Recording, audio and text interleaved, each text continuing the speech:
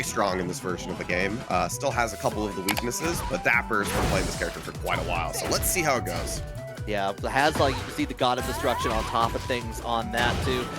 With Leo having the new like the 1-4 extension and on top of things, but nice use of it, realizing that we got a little bit of a float there because Anna was in midair at that point. Yeah, so got a nice bound, keeping the pressure going with the heat dash as well. Nice duck, but didn't get the punish afterwards. Yeah, YouTube chat is saying that that Leo is still rare. I don't know. I was playing a little bit of ranked earlier, and I ran into 3 Leos in a row. So I don't know what. You know, maybe check the time of day on top of that. But nice 4-4-4 launch on there from Dapper to get that round. Rank does that to you though. Like you'll wake up one day and you're like, oh cool, I've played every Raven that plays the character. This is fun. you didn't realize you actually entered the hotel with the Raven convention. Yeah, exactly. Oh, the full crouch 2 launch from Senpai. Gonna get all the way to the wall. Throw out the rocket launcher. You do a little bit of weight. Yeah, just gonna create some space. Heat smash, trying to find the hit there. Steps the heat burst. Should be the cleanup for Senpai. No! Does the hammer one, or a little too early. I hammer Tom one, sorry. Yeah, Tom, like, shoots it out. The rocket launcher is going to, like, be unfortunate for someone on the other side there. But in the meantime, in the middle of the Alpaca field, here we're going right back into the middle. Heat activation from Dapper. See if they can get an opportunity. Gonna get that wall standing too to start. Let's see if, oh no, Dapper, nice. Good wall combo situation. Gets the toe tap, gonna just combo or get that heat smash to clean up the round.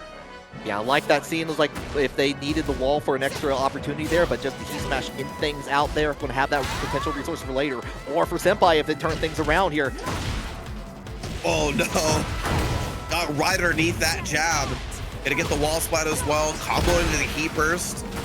Put the debuff in. Finally from the Ana player. Gonna see it going, but the spring kick gonna cleanse that debuff, but still good position for Senpai relax. Here comes the heat, a little bit of a trade. Dapper in rage here. Going ahead to get the grab and the side switch and the wall splat on top of that. This is going to be big damage.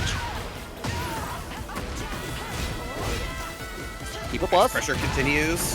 Oh, going for the huge mix there. Mixing one after another, situation one after another. Great stuff from Dapper.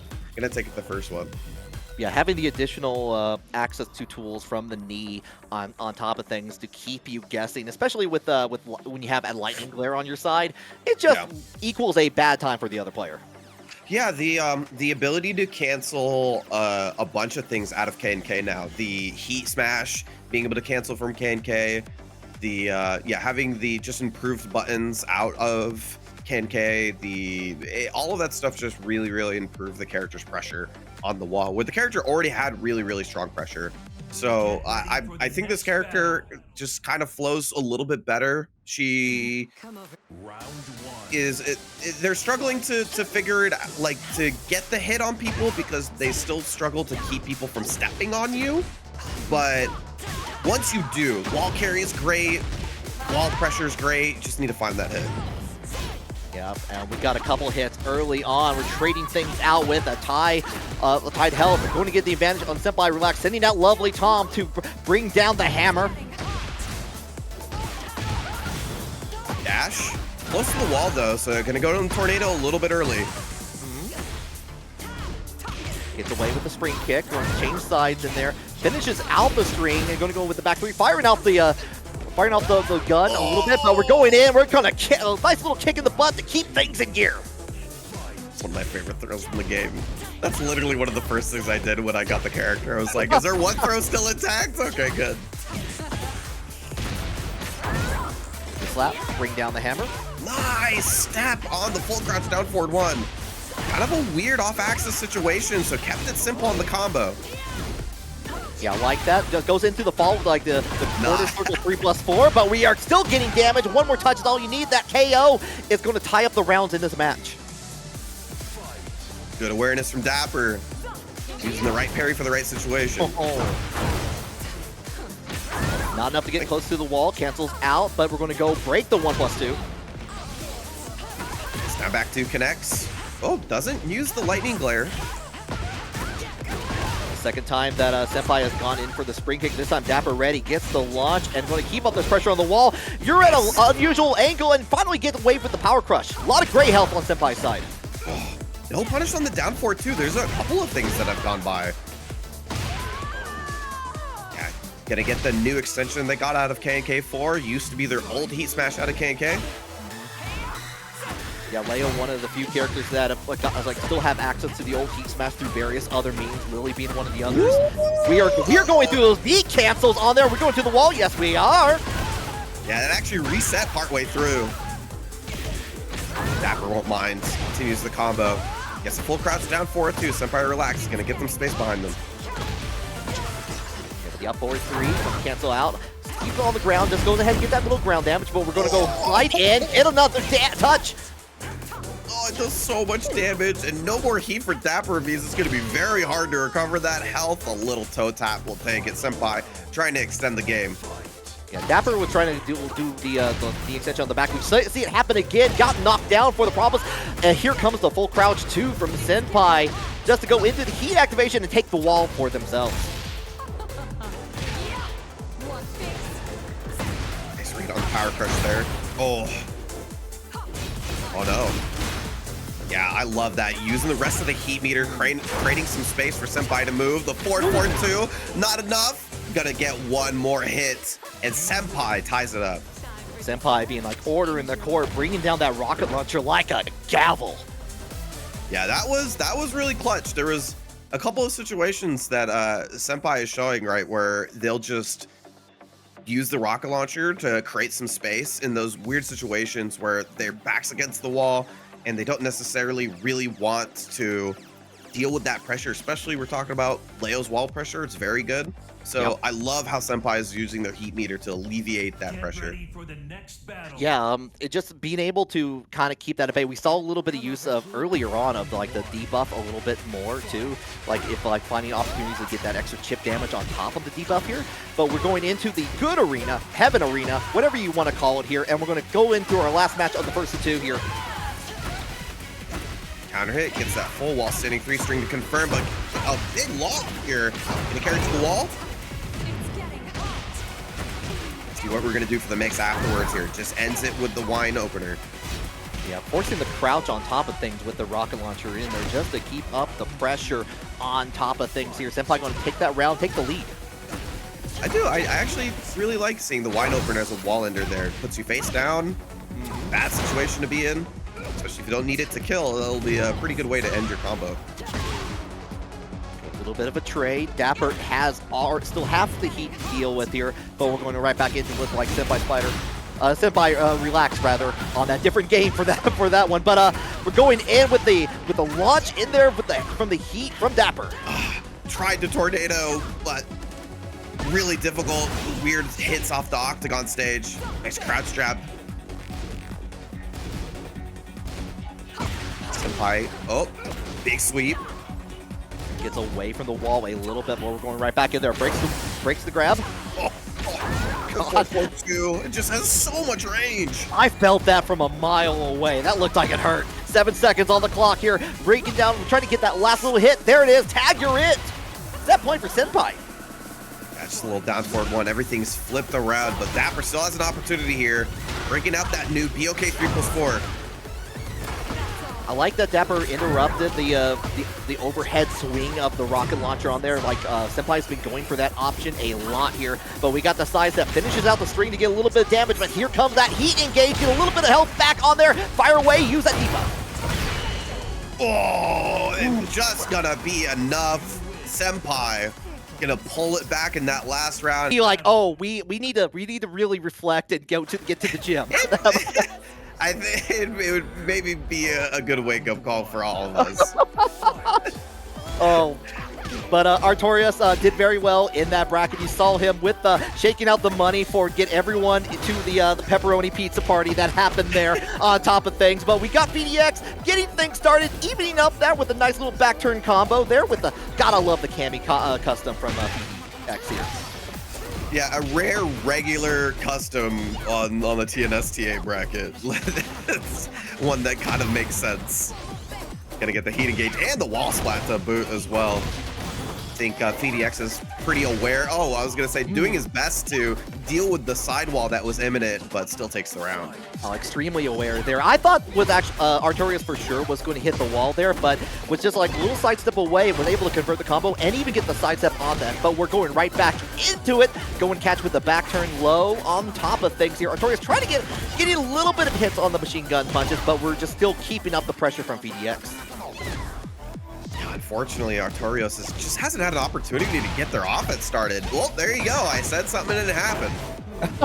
That's the best way. That's the only way we can have like things happen. If we, the commentators, say it, it's going to happen on screen almost immediately, usually.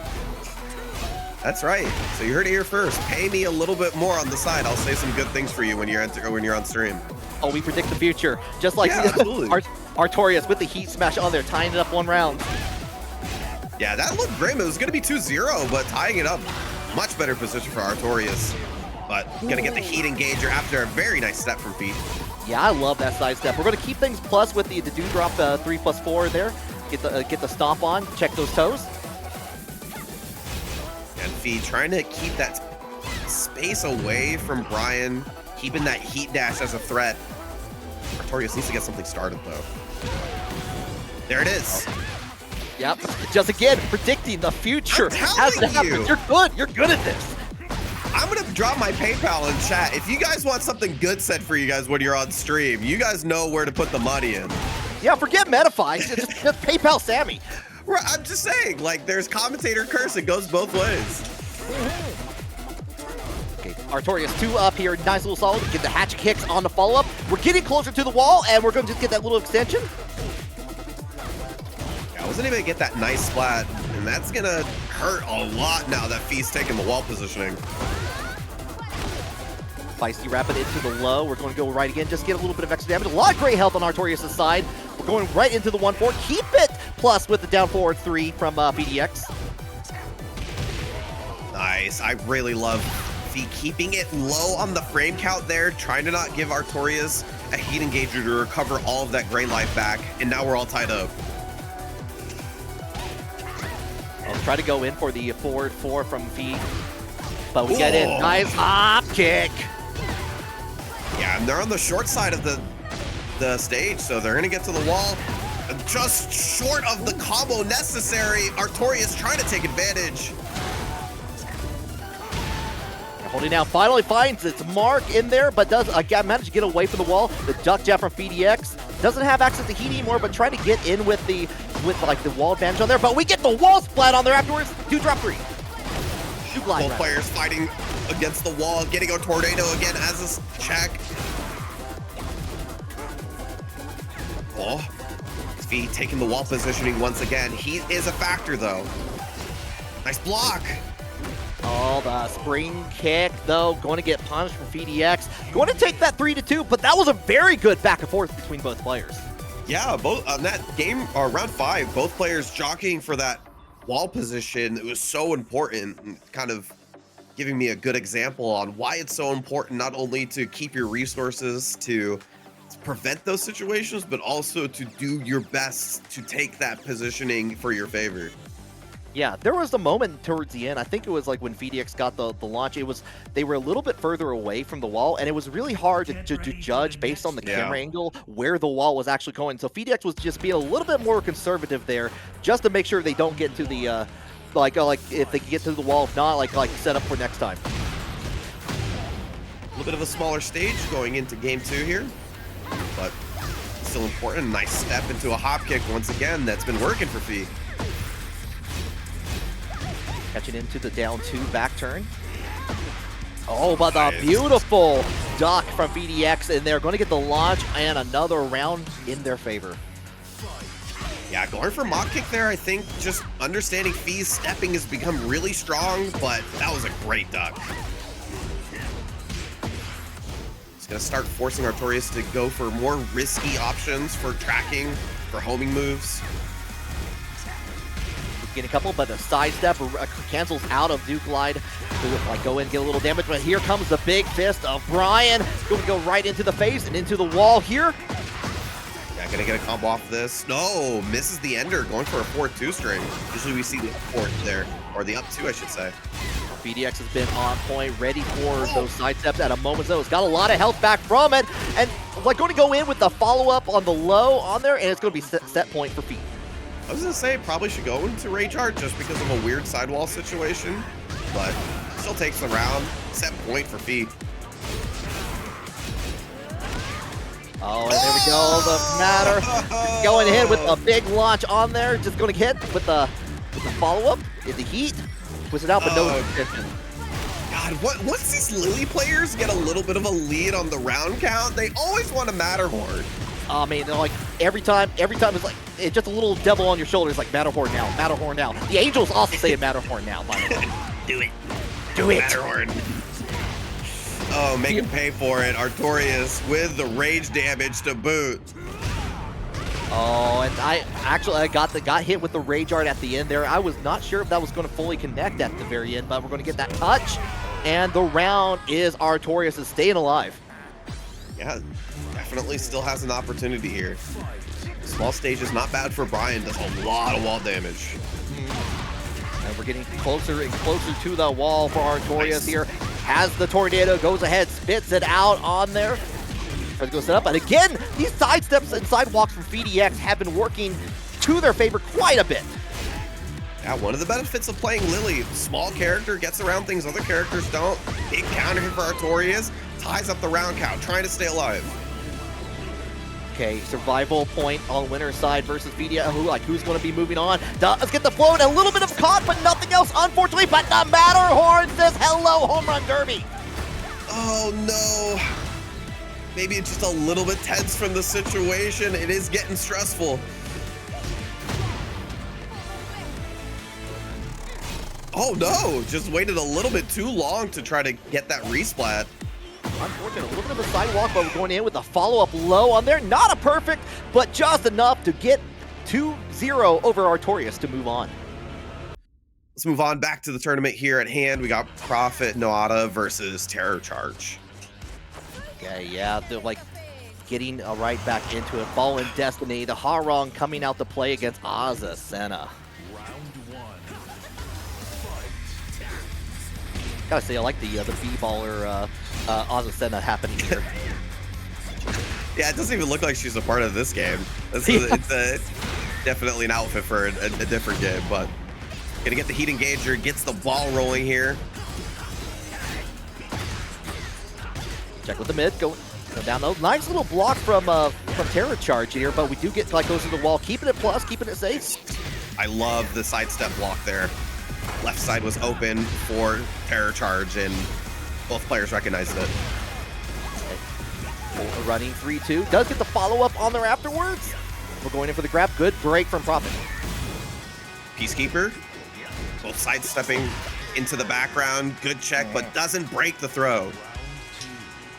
No, Prophet taking that very first one on here. Trying to go in for the high early on. Back turn set up for Terror. Nice little bit of delay there. Catches Prophet moving, but a launch. Wasn't able to get exactly to the wall, though. No, like, unfortunate on that, but we're getting there in the end anyway after that heat activation. We're checking with the low, we're checking with those E's. Here comes the wall splat for days afterwards. One more touch is all you need. There you go. Tag your it. Yeah, it's Hwoarang in this version. Just he's just so scary. All of his rewards are so high now. Yeah, if he didn't like looking out like for his legs in the last game prior to heat, like it just adds it up, like the stress and anxiety tenfold for sure. Nice, gets a low parry though, alleviating some of that pressure. Yeah, I like the keeper's activation as well. I was hoping that he'd carry to the wall a little bit farther, but unfortunately was a little short. Prophet was able to take advantage after that situation, takes it 3 rounds straight. Yeah, just going ahead and claiming his spot on there, just to sit down, take a quick break. Hwoarang's been using the legs quite a bit in that last match. Yeah, I think Hwoarang's in a really, really good spot tournament-wise. Edge showed us that quite a bit. I mean, Edge, don't get me wrong, Edge just cracks no matter what. Like, he did it in the previous version too, and I thought that Hwoarang was still, like, not as strong as some of the casts that we had in season 1, but I think in this version, really strong tournament character in my opinion. Oh yeah, no. If you're going first to 2, Hwoarang is especially in the early pools, like it's a great knowledge check to see. It's like, what can you do in the case of these stances? The flamingo, like, can you guess like from here where I'm gonna go? Being able to use the throws at the very end to like get the like check for like the 2 throw at the end for the round ender on that. Oh, what the get the parry on there from Terror? Okay. Very early activation for Terror here. Little sidestep in the buttons. Prophet trying to find their first big opening here. There it is. Not quite to the wall, but a lovely sidewalk in there from TerrorCharge is going to get the heat on their ball with the tornado. Yeah, went for the spike into Oki there as well. Trying to extend their pressure a little bit more, but Prophet finds a hit, gets some space behind them, and the smash will do it. Good old heat smash just to end things out. Yeah, who let him drive a motorcycle on the boat, Chad is asking. It's like, you know, that's a very good question. I don't think that's maritime safe. Heat engager once again. TerrorCharge, got to worry about the wall behind him as well, and not gonna even gonna come to play here, as we are set point for Prophet. Prophet looking pretty good so far, and that catch on the float at the beginning of the 4-4-3-2 it looks like there. We're gonna go ahead, activate heat, just in closer to the wall, does get it this time.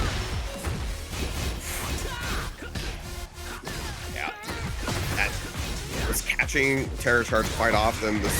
But once again, the smash is going to take it. Just Prophet extending their pressure just a little bit longer. Last night, actually, I was flipping through the TNS bracket because I missed it last week, and doing more Ana studying since the character came out. This is one of the guys I was looking at, so looking forward to this one. Yeah, if you haven't been paying attention to Ana, I guarantee after Combo Breaker, you probably were, especially with that at T-Front. Oh yeah, absolutely. But this was one of my favorite characters in T7, so I've just been having a blast since her release.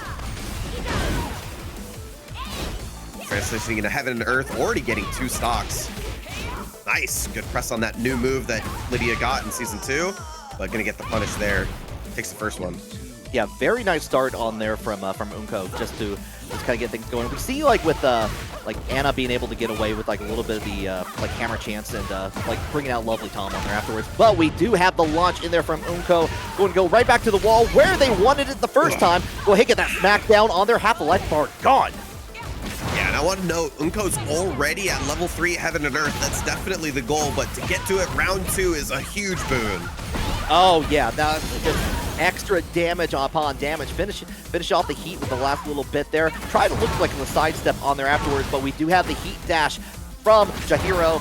We're going to go in, bring down the rocket launcher, just make it a little bit more damage on top of that, and we go from the low to the high, the KO for Jahiro.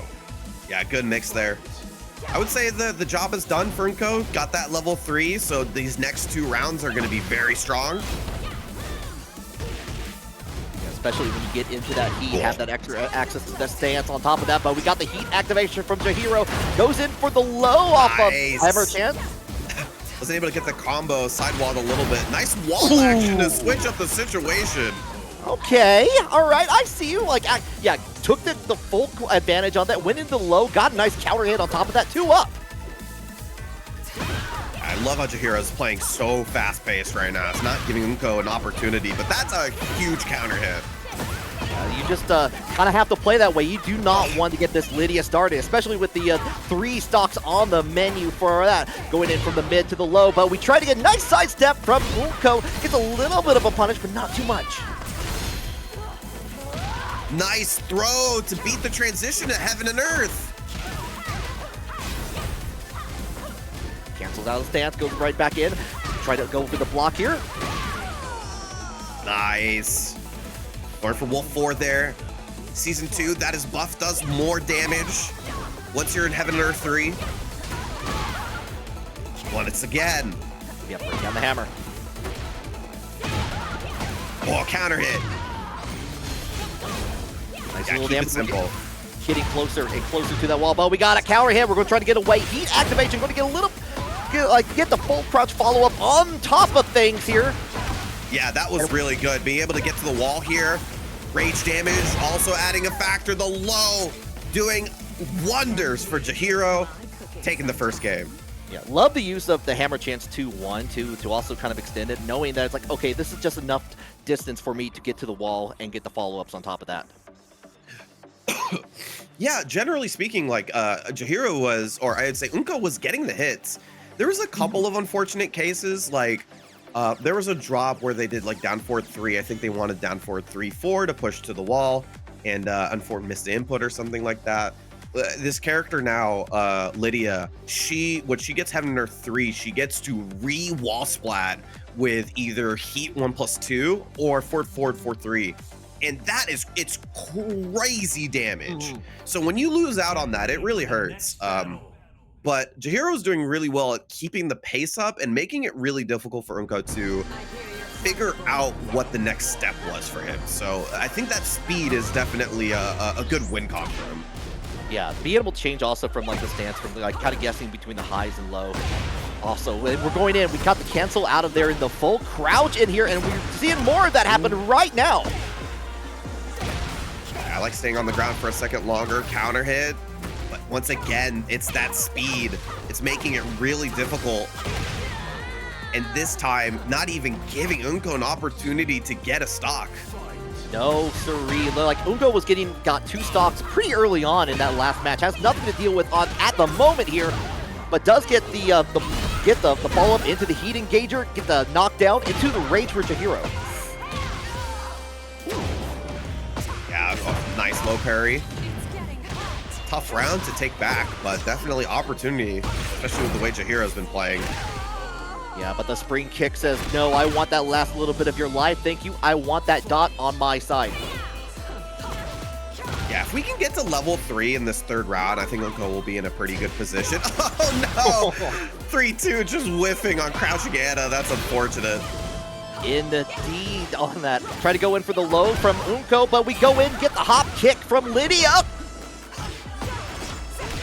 Yeah, unfortunately didn't get a lot more off of that. Jahiro's in a really good position to close this out. No walls to worry about this time on the stage here. Just pure violence and an occasional rocket launcher. Again, another low parry from Jahiro, calling these out from Unko. Gonna continue the mix, hammer 1+2. Oh my god! Did full crouch down for 2-1 from a mile away, but that's one of the benefits of being in heat for Anna. Gonna slide for the finish, and Jahiro's gonna take it 2-0. Yeah, Anna is easy, flowable fashion. It's a good way to, end the rounds in that way. But we'll get into this one. Dragunov versus Lars. Lars is definitely on the up and up in Season 2. Oh yeah, for sure. Especially after the very, very start of Season 2, where everyone was looking at Lars like, wait, Lars can do what now? He's tuned down just a little bit, but he like from that. So not as plus on a couple of those key moves on there. But Savvy going to be on the Lars, Dorado on Dragunov, and Dragunov got a couple of extra moves in there. Has access to the roll from 3+4 now, so you kind of play with that range a little bit there. Like on that, but we do get the heat activation, like the heat engage from Dorado, get a little bit of that like gray health back, and kind of keep it guessing. Get the wall splat on top of things. Yeah, nice chaining of plus frame situations for Dorado. Basically took Savvy all the way to the other side, and now even has the life lead. Trying to kind of keep it guessing, has the wall advantage on here, and trying to go for the rage art, but no. Got the hit on there afterwards. Going to be in the favor of Dorado. Plus Harada care, plus the nerf damage on down 2. I was surprised. Going in with the low, twisting and turning. It's a little bit of flow, but we're going to keep those plus frames, as you were saying earlier, Sammy, on that. Yeah, I think Dorado's just trying their best to stop Savvy from getting started, but... Oh no! Air hit on the lightning screw! That's so unfortunate. Yeah, that's the second time Dorado has got a float, but has the wrong move to really convert from that. Here comes a throw from Savvy. Looks like the one on there. Tried to go in for the low, but a nice little sidestep in there from Dorado. Goes in, gets in with the figure 4, and gets that knockdown on there. Dorado up 2. Oh man, I was gonna feel real bad. You get a whole wall splat, doesn't combo off of it, but takes the round nonetheless, and gonna get a great start here. Dorado finally found their mark with that that quarter circle forward 2 on there. We're going to keep it going. Here comes the roll to kind of keep you guessing, but we're going in with a low from Savvy. Nice little way to keep up the pressure on the wall, but we're going out of there with the E-dash. Nice. I love that sequence of events. Dorado getting some space behind him when his back against the wall, giving him a lot more space to play. The CD3 will be able to take it. Yeah, sliding right into home there. Dorado, pretty much a force to be reckoned with, like right there, which is like anytime that Savvy was about to get things started, was trying to go in for the high-low mix-up and then kind of sliding right in, Dorado was like, no, I want to make sure that you stop whatever you're doing. I don't like it. I don't like any of it. Yeah. Big deal here for Dorado is that the 4-4 is actually giving him a lot of mileage. So it does have a mix-up built into it. It's not, the easiest thing to deal with, but definitely it's been a couple of ways that Dorado has chained some good offensive situations together. In that situation, he heat dashed into the 4-4, so he did a basically +5 into a frame trap and then continued the plus frames like that. Those situations are giving him a lot of space, and I think Savvy at least once needs to shut it down. Yeah, we're already kind of getting things started. Gets in with a big hit on there, trying to get things started yet again. Dorado was already on the case. Early heat engager. Start the mix-up potential. Dorado's back already against the wall once again. No punish.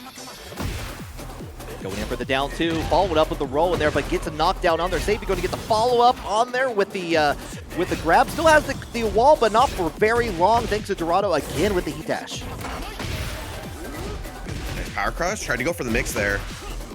Shoeshine. Rajar, is that going to be enough? Yes! Just enough health to survive. Gonna get a lot of damage here. Gonna get rid of that gray life. Gonna have to guess right on the next one. Savvy does have access to rage on there. Catches with the low. Backing away, 20 seconds on there, but goes in. Shoulder tackle. Oh! The delay afterwards, catching Dorado. Great decision from Savvy, who's been really trying to run the mix. Dorado kind of keeping back, trying to keep away, but go in. Get the counter hit slide on top of things. Yeah, using that a lot. Maybe using it more, not that they need a low option that's not down 2 all the time, but it's working out very well for Dorado. Goes right in for the heat smash just to get into the wall, plus frames. Nice duck from Savvy though. We're still up close to the wall with that down forward 1-4 on there. Here comes a screen kick and the heat activation from Savvy. Catches on the roll away. Yeah, tracked pretty well there. Oh, dash. Gotta worry about that wall, combo that properly. I like using the tornado there. Is it gonna be enough though? If it's not enough, it's gonna be very close. I think we're not. We're actually gonna get that to the tail end. Does have the life lead, but have to be very careful. I was wondering if he was gonna duck under it and do some Lars BS, but Dorado's able to tie it up. Oh, but we do have Savvy coming out of the wet works with a big launch. Going to go ahead and activate that heat. Get all the way to the wall. Try to go forward to get a little bit extra with the down forward 1, but no can do. But right back at you. Dorado's like, I got a heat too. Let me use it. Yeah, I like the heat engager there. Recovering life back. Taking life away there. Oh, punish. Very nice. It's kind of side wall splat, so I wasn't able to get anything off of that one. Yeah, try to go in right in for the grab, though. Going to have a full advantage on here. Actually catches Dorado on the wake up here, but here we go with the one break from for Dorado, I believe, on there, and that's going to be set point. Man, it's been those breaks on the throws has cost Savvy a couple of rounds here. Dorado, though, starts off strong in this set point. I like that you.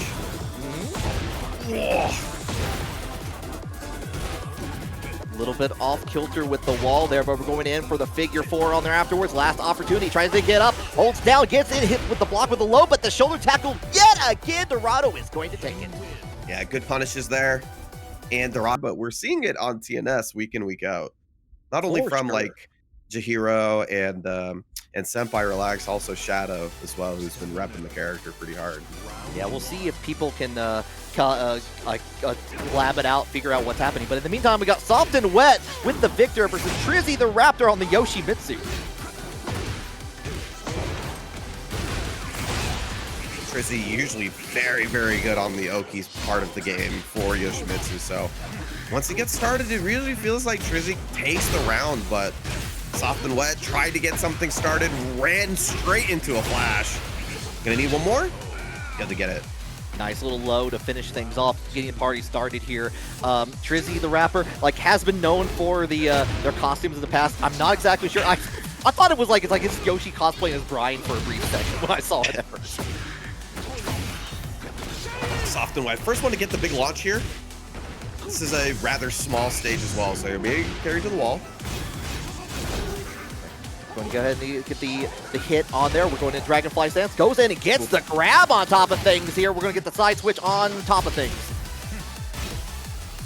Yeah, Trizzy, I gave Soft and Wet a lot of space, though. Gonna get the launch.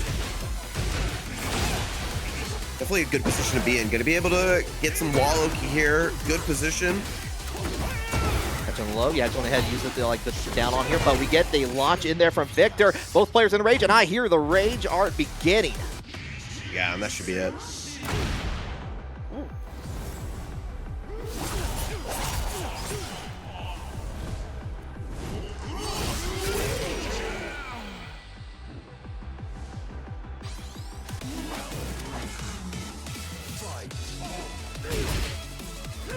Going right into round 3 here.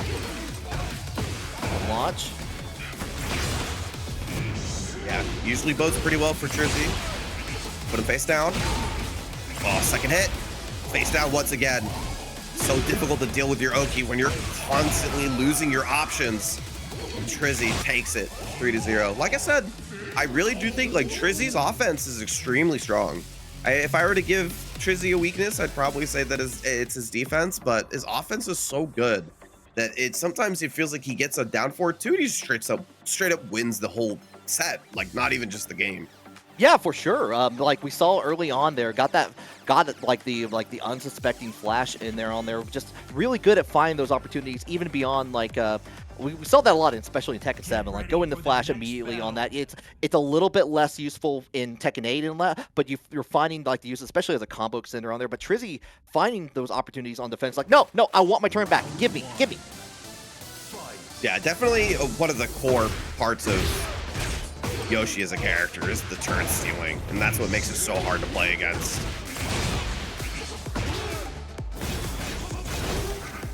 Okay, into Dragonfly Sense, goes in for the mid option, but we get that counter hit from Soft and Wet.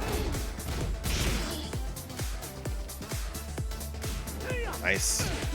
Trizzy angling himself very well right there, but overextended a little bit on the pressure. Soft and Wet didn't really take advantage of the situation, though. They had Trizzy in a really good position.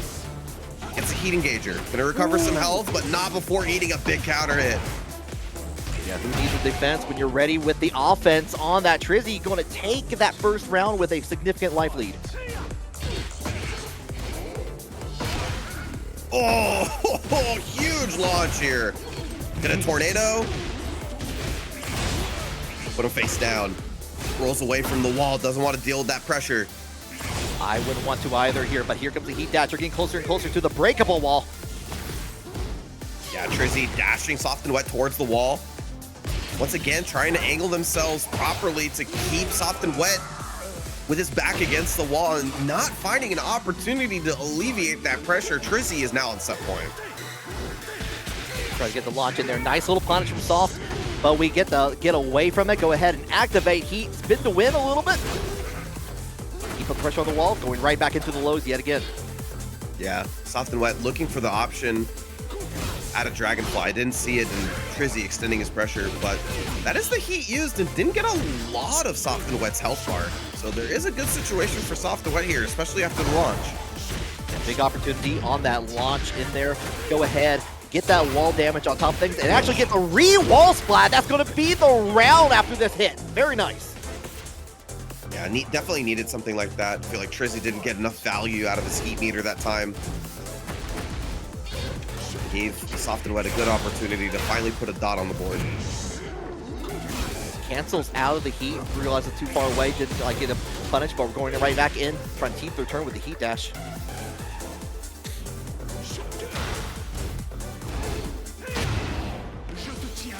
Bring it down, heat engage, soft and wet. Mid option from the Dragonfly. We're kind of keeping things going, but we are skipping away from the lows from Trizzy, and we're getting another hit and the side switch on top of things. Yeah, that. Oh no, I was gonna say that Soft and Wet has a little bit more control with the heat activated, but it's not gonna be able to use the rest of it. And Trizzy gets a big launch, but that's a float. Gonna alleviate some of that pressure. Victor's wall carry seems incredibly good. Yeah, not a huge amount of damage, but this is adding up as 9 seconds are on the clock here. Holding it back, trying to find that one last hit. Catching on the lows, not going to get the counter rep. Oh, we try to go for the seppuku on top of things, and we're tying things up. We're trying to keep alive in the match here. Soft and Wet, 2 versus 2. One of the few characters that can actually do that much health to you blocking, but Soft and Wet was ready for it.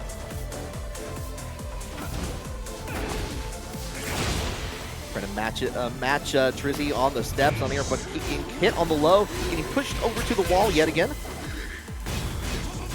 Spins away, keeping the pressure with the heat smash. Finally letting it rip out of the Dragonfly stance and catching Soft and Wet off guard. Nice block. Soft and Wet has Rage on board, trying to like approach on that, but gets the block, but no launch, unfortunately. Oh, that was a huge way to close out the round, but Trizzy was able to still get that second hit afterwards and stop Soft and Wet's comeback. They are in a higher spot than they used to be honest. I think that people are pretty excited with Tekken World Tour moving on. Patches, last patch looked good and to be in the right direction. So all things looking up for Tekken. Yeah, slowly but surely we're like getting there, especially as we get further along into the summer season and the big match of CEO coming up, Evo. We got BAM like next this week as well, but in the meantime, we got NagatoStudent versus Decezy happening right here on TNS. Morgog kick getting a little bit of extra damage there. Heat engager. Not only getting some life back, getting some space as well. Okay, going the heat dash here. Keep it up, gets the crumple on there, the follow-up on there was all that Decezy needed to get that round. Once again, big counter hits to start off the pressure for Decezy. Gets the heat activation on top of that, using a lot of the lightning in there, like the last little bit of heat going away at a moment's notice.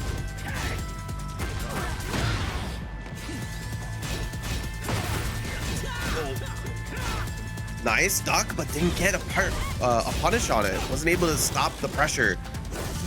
It gets the grab on top of things. Decezy up 2.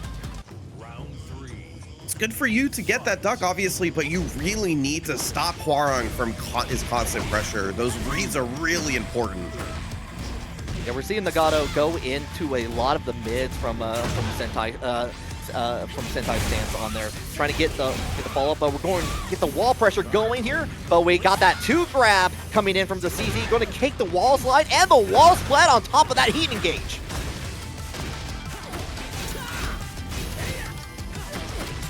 Yeah, I was looking for it. I was like, when is he going to spend that heat dash to continue his pressure? But he actually just finds the hit and is able to take it 3-0. Yeah, it's a really solid round for Decezy, and they're not afraid to keep on playing the game, even with Nagato going for a lot more safe options on top of that. Like got some good conversions from Jewel Snatcher into Sentai 3 and a few others as well, but was not able to actually get really any conversions beyond that. Yeah, when you the risk of the character for Hwoarang is that a lot of the times his pressure resets need to be either high or the pressure reset is steppable. And so when you do make those reads, you do really have to stop that pressure and get some damage on the board. But we got a character switch altogether. We got another Leo. Yep, got the Leo with the almost Jubilee colors from what it's looking like here. I'm gonna go for the wall carry variant of the combo. Does get the heat extent all the way, not quite to the wall, but very close. Yeah, still good position to be in. Power crush through. Oh no, first hit whiffed. Unfortunate, but neither player got a big advantage in that situation. Yeah, like like almost fortunate on that trade on there, but here we go with the heat. Going to get a little bit of that light, the gray health back. It goes into heat smash. Doesn't need any more of it yet because the life bar on Nagato's side is gone. One more round. Yeah, it looked a little bit better though. It felt like that with the Leo, and it feels like their flow is a little bit more consistent. I think that they kind of feel like they know what they're doing here.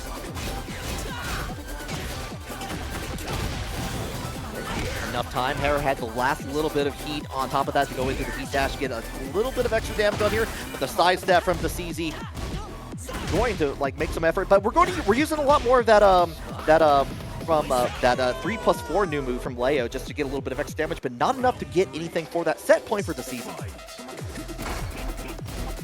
Yeah, have been able to get those to work, but they did nerf it, so the +2 situation isn't as scary as it used to be.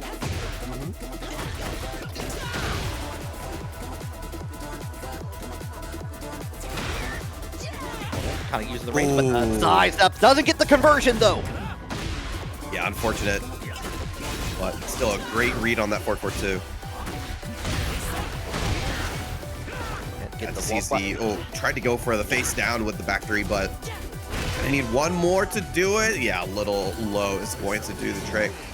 And the Leo did look a little bit better, but out of that stance at all is freaking insane. So the fact that yes, the fact that it's there at all is nuts. It didn't need to have a high reward, but Trizzy back on the board for you guys, but playing against Anakin this time. Starts off strong.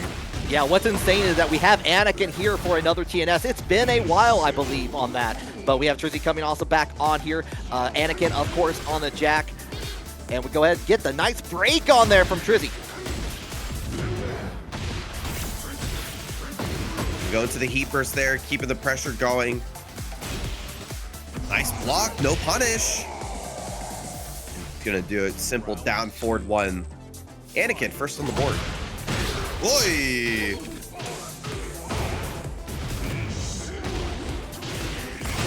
Nice, put him face down. Forward 1+2, do it again. Do it again! Oh my god, do it again. Oh, going into the debugger. Gets the block on there on the low. Here comes the heat, though, from Anakin. Try to go in for the gamma charge on top of that, but no float. But we go ahead. We got that gamma charge afterwards. Heat dash, keeping the pressure going. A little bit too far for that down forward 1. Was the right idea, but you can pick a button that reaches far enough.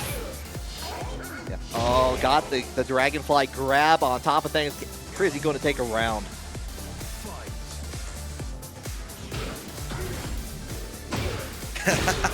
Nice dug. Trying to flex on him. Trizzy was having none of it. You're going to have access to the wall. Are you going to break it? No, you're going to keep it for later. Save that wall for marriage. There you go. Gonna use the heat smash in order to break it. It's gonna start a combo for Trizzy. Could be the end if he picks the right combo here. Up, up, up. Boom, there it is.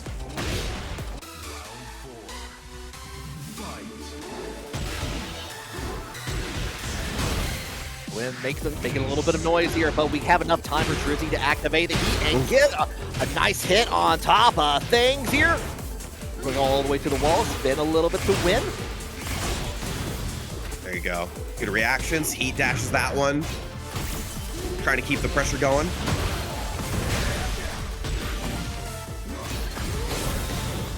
Heat dash. Hey, once again. Trizzy's not afraid to go into these hop kicks afterwards. Like, I'm not afraid of what you're trying to bring to me. I got this. Into the final hit of that Dragonfly. Trying to extend the mix for a little bit more because he knew it wasn't going to kill. Cleans it up. Yeah, clean mid at the end there. Trizzy going up 1 in this. Just like we were seeing last time, like still looking really good. Yeah, looks very good. Like I said, his offense is extremely strong, and corrected me when I said something bad about him. His defense was very good. Hop knees on both of the whiff throws, and that's definitely was a big deal in that first game. Yeah, a lot of waiting out. A lot of jacks, especially in Season 2, have been using a lot of the gamma charge, especially with the right timing on it. If you have that perfect timing, you get like some big advantages. You get that little gamma charge symbol on there to go ahead and use and get a follow-up on top of things. But here we are in the Sanctum to begin round 2. Trizzy up 1 so far.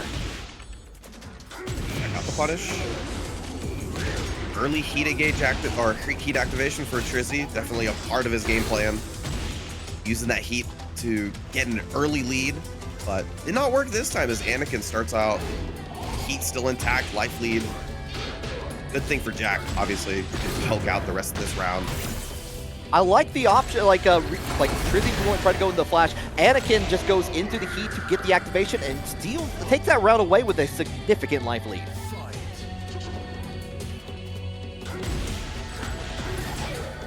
Jackhammer just checking that space. Oh, down forward too. It's psychic with those this event. There's going for the mid. Here comes the debugger. Oh, nice whiff punish. Oh, the guard break right into the heat smash. Not going to be a whole lot of damage, but you know, any damage is good in a port of a storm. Yeah, it has a life lead, so you won't be mad at how much damage that does. You kind of just want to keep the pressure going. As a life lead for Jack gives him a lot of berth to play that poke game more than he has to. But once again, good duck and launch from Trizzy. Trying to angle for the wall. Got it. Got the follow up on there. 8 seconds on there. Doesn't need any of that second. Just finishes off with the while rising forward to finish thing, and we are tied 1 each.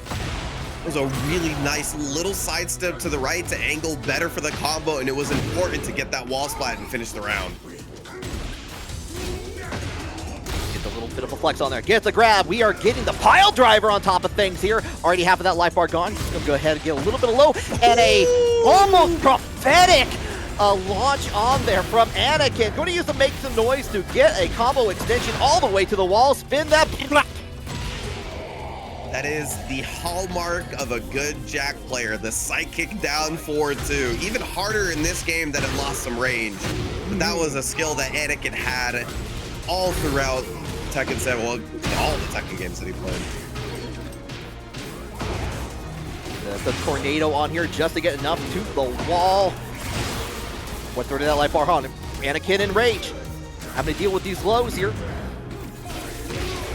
Canceled it, and yeah, knew that after Trizzy spun to the right, wasn't able to get that to hit, so hoping the cancel would save him, and it did not. Trizzy on the wall for it, and on set point. Okay, gets the flash into the free conversion on there afterwards. Heat engage, wall, going to go in for the low after Dragonfly, and kind of threatened Dragonfly yet again. While running two, nice low parry there.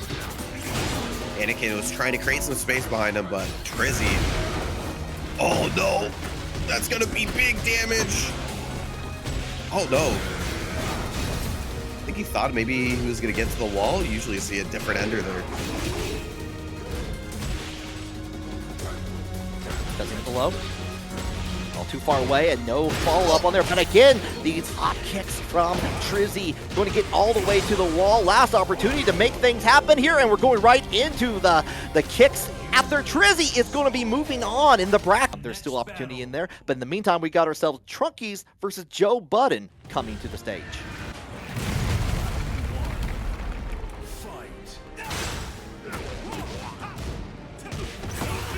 So we already going a little bit of a JoJo's Bizarre Adventure going on here. I was about to say, did they coordinate this? I wonder if words were like, hey, you got a JoJo custom? Hold on, I got a deal. Let's make it happen. Incredible. Oh, that was interesting, but the low coming in from Joe Budden, the good old heat smash low. Got the activate in. Definitely a very important part of playing against Heihachi. Get your activations for heat where you can. You want to go and give yourself an opportunity to at least use that Warriors and 6 stance in round 3. Yeah, it's going to have has at least one on the gauge in there, but the question is, can they keep up the momentum in the future rounds here? Joe Budden getting away with a lot. Tried to go in for the low, got interrupted by Trunkiez here. Yeah, Trunkiez is trying to find some footing in the game here, but Joe Budden's pressure, keeping it low on the frame count, keeping it fast-paced. Gonna take it there. Joe Budden 2 straight. And already Ifrit versus Ifrit, the Final Fantasy 16 stage coming to full culmination here. Oh, he finally gets a hit, and it leads to a blocked hell sweep right afterwards. Good read from Joe Budden, who's going to take advantage of the floor. Getting closer and closer to that fiery wall. We go in low heat smash. Already half the life bar gone from Trunkiez here. We're going to kind of keep it going with the Superman punch. Follow up here. You feel the propane on the backside of Trunkiez. A nice block on the low. We're going to go ahead and get the punish on there. We're up 2 Warrior Instinct. We're going to have a chance to use it. No! The low follow-up on there from Joe gets the round 3 up there. And Joe Budden, I think I'm taking a look at the combo breaker path of Trunkiez, and I noticed that I believe Trunkiez beat Joe Budden 2-0 at combo breaker this year. Oh. So maybe looking for a little bit of revenge. Maybe have been studying the matchup a little bit since then, and this is a prime opportunity to make that happen. Yeah, how rare is it that you get to play somebody in like an online bracket right after you play them in the big bracket? That's pretty nuts, but. Yeah, that's good stuff. Trunkiez just couldn't find footing. Like, at any point, it didn't feel like that Trunkiez was able to get a hit that led into other offense. Like, yeah, you're getting this down forward 1-2 and stuff like that, but it's not leading to pressure. This is the first time we felt like we've seen it as Trunkiez finally gets offense started. Yeah, so I turned off and on the Heihachi in the favor, but we're going in, get the little bit of sidewall. Sidewalls are not saving lives. Sidewalls are causing massive damage. Nice back 1+2 parry, doesn't heat dash it afterwards and tried to use it there, but didn't get it. Good step from Joe Budden. Might be able to close it out. No, it's gonna be a little short, but no! You have to tech roll, and it's -15. You can't tech roll and use a 50. No, that was fortunate for Joe Budden there. Was able to turn turn the lemons into lemonade from that alone here. But the punish from Trunkiez there, thought that was a trade for a second, but this is going to be a wonderful damage accompaniment for Trunkiez. Presses out the 4-3, try to get the back 1+2 once again, but Joe Budden's going to recover so much life getting that combo. That's pretty much even. But one of them's in range, so it matters a little bit more. Gotta get the wall splat and comboing easy into the rage art. Yeah, just go ahead and finish it off there. You know it's going to do it at that point here. Joe Budden had plenty of got into not only rage but had the great health to get a little bit of resources on top of that to make it a huge nightmare to try to turn that around. Nice. Trunkiez getting a float, wasn't able to combo. Doesn't dash it, keeping the pressure going. Nope. -10, so you have to go for that full crouch 1 for a punish there. The heat activation doesn't get a lot from it. The side roll out of the way, but here we go with the heat smash from Trunkiez all the way. Yeah, you're going to get that wall splat on top of things in the round for Trunkiez. Finally has an opportunity to use Warrior Instinct, but if he gets a chance, Joe Budden's gotten offense started and usually taken the entire round. Okay, yeah, we hold it down. The guard crush, the 4-4-3-2 has been causing nightmares for everyone in Season 2 so far, and this is Trunkiez, the latest victim of that. The last little touch in there. Joe Budden taking that with a very solid, has been studying up from Combo Breaker to take that with... Finally applying the game at its full. The Golden Child coming in, finally putting his stamp on the board is super hardcore with a big win at Combo Breaker. For sure on that. In the meantime, though, we got ourselves a match to get into potential top. This is a top 8 qualifier match between EXO with the Lidia and Genghis Dawn on the Feng. Genghis Dawn has been doing quite a lot of work as well. Yeah, an Evo top 8er themselves, playing the Feng. Oh, kept it simple on the wall, but not gonna matter too much. But didn't get a stock. Obviously going to give yourself a little bit more time to get those stocks if you get rounds, but not going to be too bad as EXO starts off with a good break, good whiff punish as well on the back one. Okay, the sway back into the shoulder tackle on top of that does get a little bit of clip as EXO tried to sidestep that from the low from there, but here we go with the conversion into the heat engage from EXO. Oh, wow! Hop kick on +6, huh? Maybe reading the down back 3, but nonetheless worked out. God, that's a lot of great health. That's a lot of no health at this point here. Genghis Dawn answering in kind to tie up the rounds. Nice, good punish. Ooh, I love that a lot from EXO. Going into the mid, heat engage. Again, back 4 string. Oh, got the wall splat. 4-2 does do that. It hits him a little bit to the right of Lidia, or sorry, to the left, I should say. And that was a great use of a button in a perfect situation. Yep, goes right back into it. Has a really good advantage from the. Go ahead, activate, break down the wall. Go ahead and get a follow. Are we gonna get to the second wall? We still have access to Tornado. We get to the wall, but not quite. Yeah, tried to get that extra wall splat with the heat 1+2, but oh, punish. Not gonna be able to use the rest of that heat meter. Catch on the lows yet again here, but again the sway back. Enough time to cancel all the heat and get back into it. Keep the pressure. The shoulder tackle was immaculate. Not enough to kill, but one more touch. Good block from Genghis Dawn and gets in with the while standing 4 to finish it off. Tied up 2 each. Good awareness of the situation, pulling out that mix-up for the first time, and Genghis Dawn was ready. Got the sway back into the tornado in there. You're going to have enough hack room into the get the heat and the follow-up stomp on there afterwards. We're trying to try and check out this wall, but the the side switch.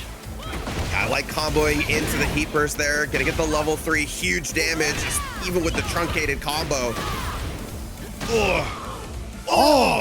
And that was enough to kill? Yeah.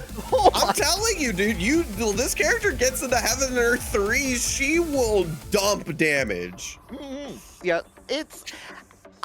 I'm always, even with the extra health, the Hwoarang care, as some people have been saying on that, like, was still able just to get that happening. Oh, that was devastating.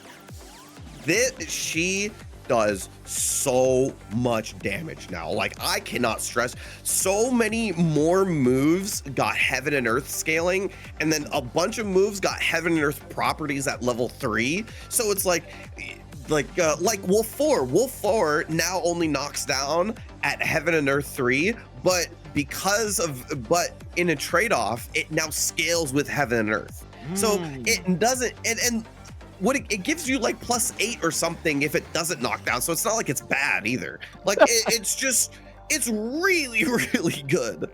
Yeah, like you're just juggling the options here. It's like everything sounds like a positive if you're playing Lidia. Oh, she got buffed, man.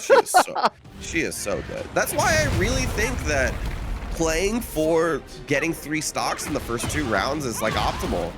Because that once you get that damage, the risk reward changes so heavily in your favor. But that is a crazy block. EXO held low forever, just knew that down back 3 was coming. The hardest of call-outs in there. Going to go ahead, get the smash down on there. Still have that heat. Going to have a chance to use it. No, you're trying to sidestep and get the wall pressure going from Genghis Dawn. I will say, though, that Genghis Dawn's evasiveness in this matchup has been really good. The backswing blows and using the back tempo has been, like, expert. That's a good way to play against Lidia, who gets stuck in her place when she's in stances, which you can consider a weakness for it. Yeah, like if you cancel, you're sometimes going to another stance on top of things. So you got to really be cognizant of where you are and what position you're in from there. It's a low and the follow-up on there afterwards, but here comes a heat from Genghis Dawn. Nice dodge from EXO. Oh! We got the switch. No punish, though. Oh, I get wanting the 3-2 punish, though, but yeah, unfortunately, just a tad slow.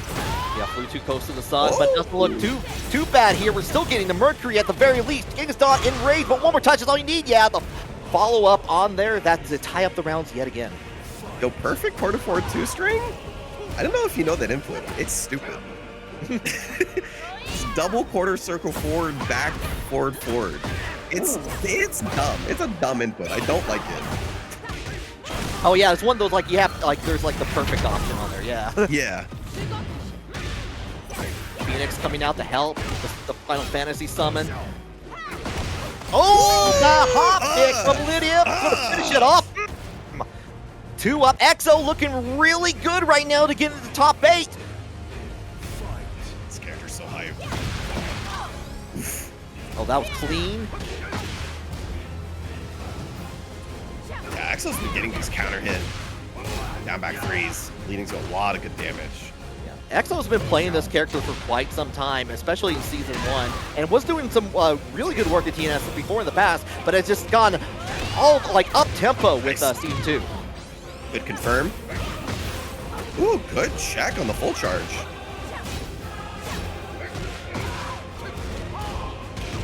Okay, good blocks on there. Canceled out of the stance. Wow. And going to give Genghis a chance with the hits on their final round.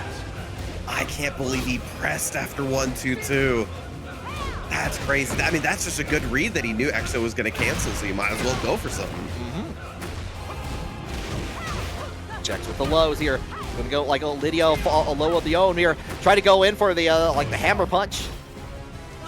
Activates. Plus, goes low. Ooh, float. Very nice. Yeah, going to be able to take the floor damage.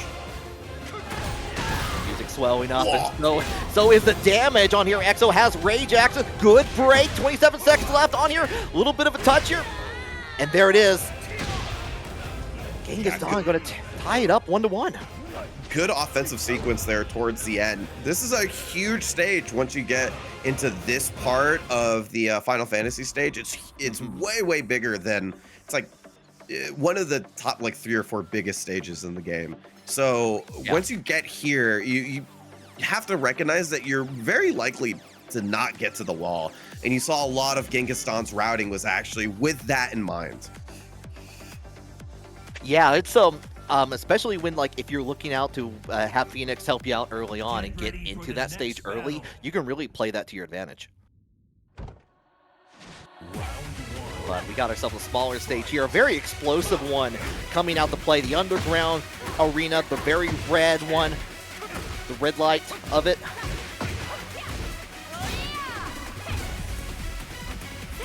Nice, just backing up afterwards. Like EXO not pressing every single time on these good horse stance situations. Keeping it with the mids. Here comes the heat though from Genghis Khan. Oh, actually was able to sidestep away and gets the proper punish on top of things in there. We're going to go all the way to the wall. I love when players know that. Just like you get this super micro sidestep in the launch. It looks so sick. Beautiful. It's just like, it feels good. The endorphins kick in. Yeah, I like, that's when you know that these players have laughed. A lot of lows coming in from EXO here. Once again, those evasive tools, Genghis Khan is using them really well. Flow? Yes. Flow, yeah.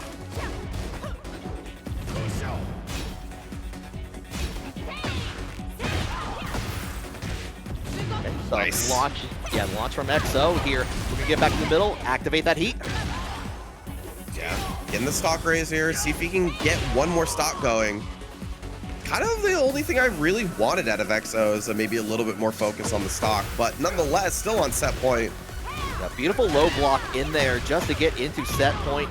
But we're going to have the follow-up. We're getting that damage and the heat engaged yet again. Yeah, I like actually going for that Heaven and Earth 1 there too, because Genghis Khan has been going for back sway quite often. That would have checked it. Okay, goes into the heat dash here, getting closer and closer to the wall, catching it with the back turn. Oof. Yeah, keeps it simple. The end there, a great 3 rounds straight from EXO. It's going to be moving on into top 8. Yeah. End of game characters usually are like the team exploring options. They just kind of go ham and be like, oh, what kind of crazy character can we make? And to see some of them come back makes me really happy because as you, I also agree. I liked a lot of the characters that came out at the end of Second 7. Yeah, in the meantime, though, we have ourselves a couple of familiar characters coming in. Tomohiro versus TrizzyTheRapper happening. Tomo has been on a tear with this king, and you can see why going into the giant swing that's been doing so much work for him. Oh, so much damage. Trizzy opportunity, though. Nope. Shut down in an instant. The back 3. Tomohiro takes the first one. Already doing the Jaguar step already in there, but we go in. This time the Giant Swing broken, but we're going in. We're going right into the dash on there, and Heat is activated for Trizzy. Nice. Easiest whiff punish in the game. One button does a ton of damage.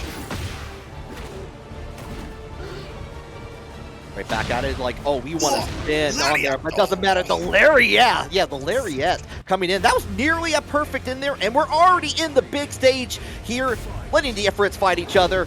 Two big battles happening right in front of us. Oh, I don't want to be on a floor explosion stage versus King.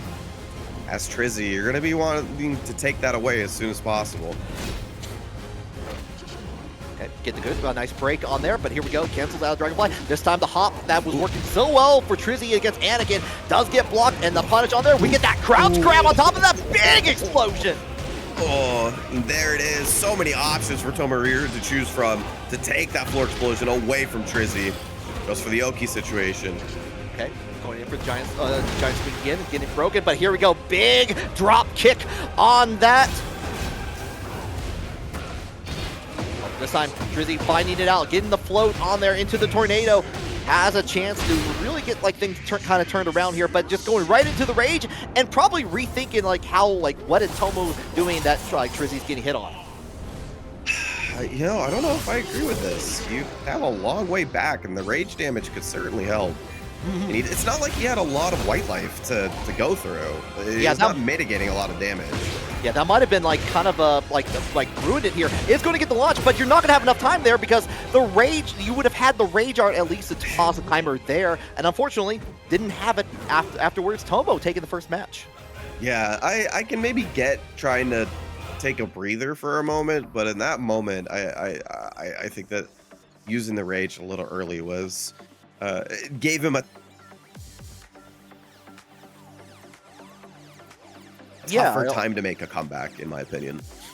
Yeah, I have to agree on that.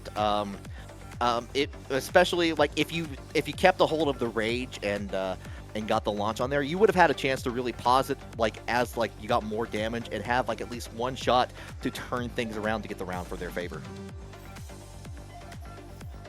Get ready for the next battle. But here we are, we're going right back into it. Rebel Hanger coming out to play as Tomo is looking to get into top 8. One up already. Yeah, I think despite that, though, Tomohiro was still obviously in the driver's seat for the majority of the first game, so it would have still been hard nonetheless. Oh, triple arm breaker to start, okay. Yeah, going to get a nice little solid 1/3 of your life bar start on here.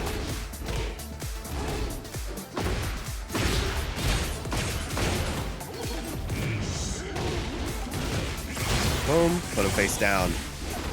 Nice, good timing on the roll, getting away from the forward 1+2. Is that gonna be into the wall? Oh, yes, it is. Massive amount of damage. Tied it up in an instant. Heat Smash gonna clean it up though. Trizzy putting the dot on the board. Yeah, really dangerous situation to be in, but Heat Smash does the body good, at least for Trizzy's favor.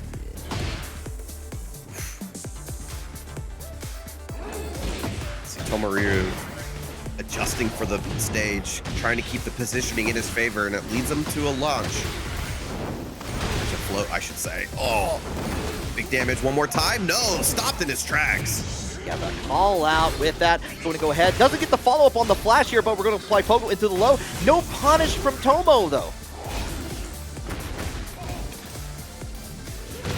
Tomohiro, yeah, nice use of a good low, tracking to the left where Tomohiro wanted to go. And get the wall splat that Trizzy wanted. Good patience there. Okay, tries to go for the giant swing, gets broken yet again. Really wanting that extra wall damage, and I don't blame him. Yeah, I mean, they've been working out, right? He hasn't really mixed the giant swing too much, so he's been constantly going for it. And I think now that we've seen Trizzy go for that break time and time again, we might see Tomohiro start mixing in that Shining Wizard. Yeah, haven't even seen the Shining Wizard come out once yet, at least on stream so far.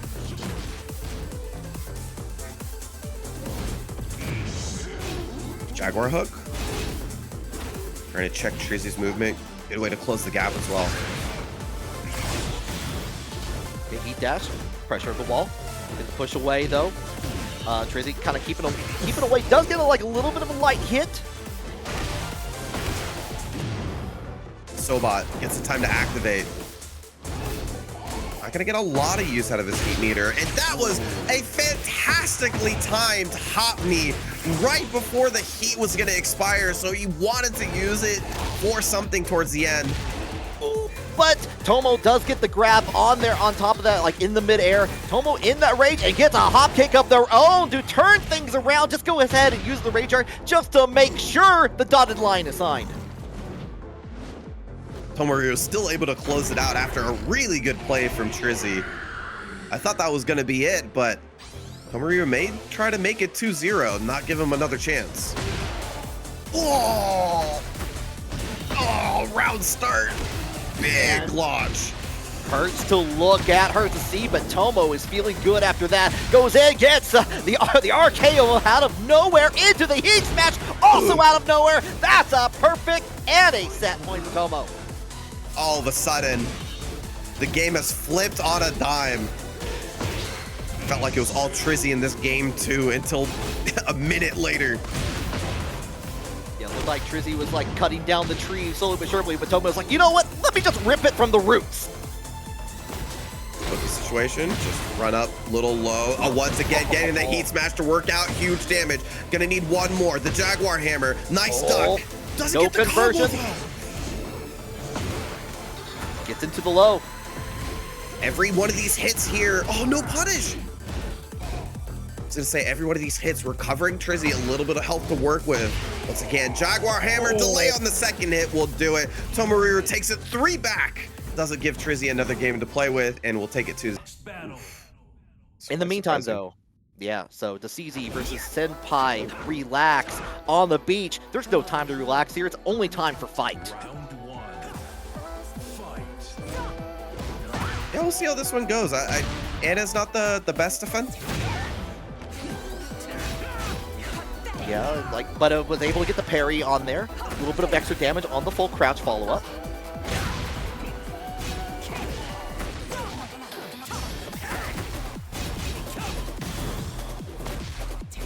And catching on the low. Trying to use a sidestep on there. A lot of really good blocking here from Decezy. Enough to get to the tornado. Has the potential to get into the wall, get a follow-up here. Very nice. Oh, Joe Koresh lost to Divine Exorcist. Okay.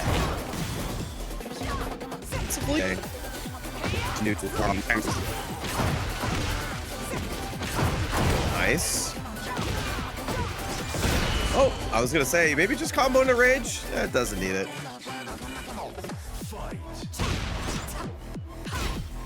Holding it down on there. Nice little float, but it just finishes off with the elbow. Oh! Nice. Head first, yeah. Just gonna go for that guaranteed hit on the ground afterwards. CZ in a good position here, Senpai. Doing good. Oh no. But going for the follow-up low on their Senpai. Snuffs it out though. Yeah, to take some. There you go. Ties it up 1-1. Okay, sun setting, but not the fight here. 1-1 together. But the down forward 2 from the CZ. Gonna get some firm, nice damage on here. Just on the ground for a second longer. Nice armors through the spring kick. Even the pressure going for Decezy and gets a launch as well. Huge damage. Actually gonna take that round. One more to go. Yeah, some really solid play. Also, really good defense until as soon as I said that, Senpai gets in with the quarter circle 1 to get some massive damage on their side. Oh no, good step there. First time the Senpai Relax has shown that one, and the CZ was ready for it. Activates, trying to keep the pressure going. Oh my god, that felt like a meaty. Like it TEKKEN. That was crazy. Yeah, an anime get meaty for sure on that. With the follow-up wide opener, and we got 2-2.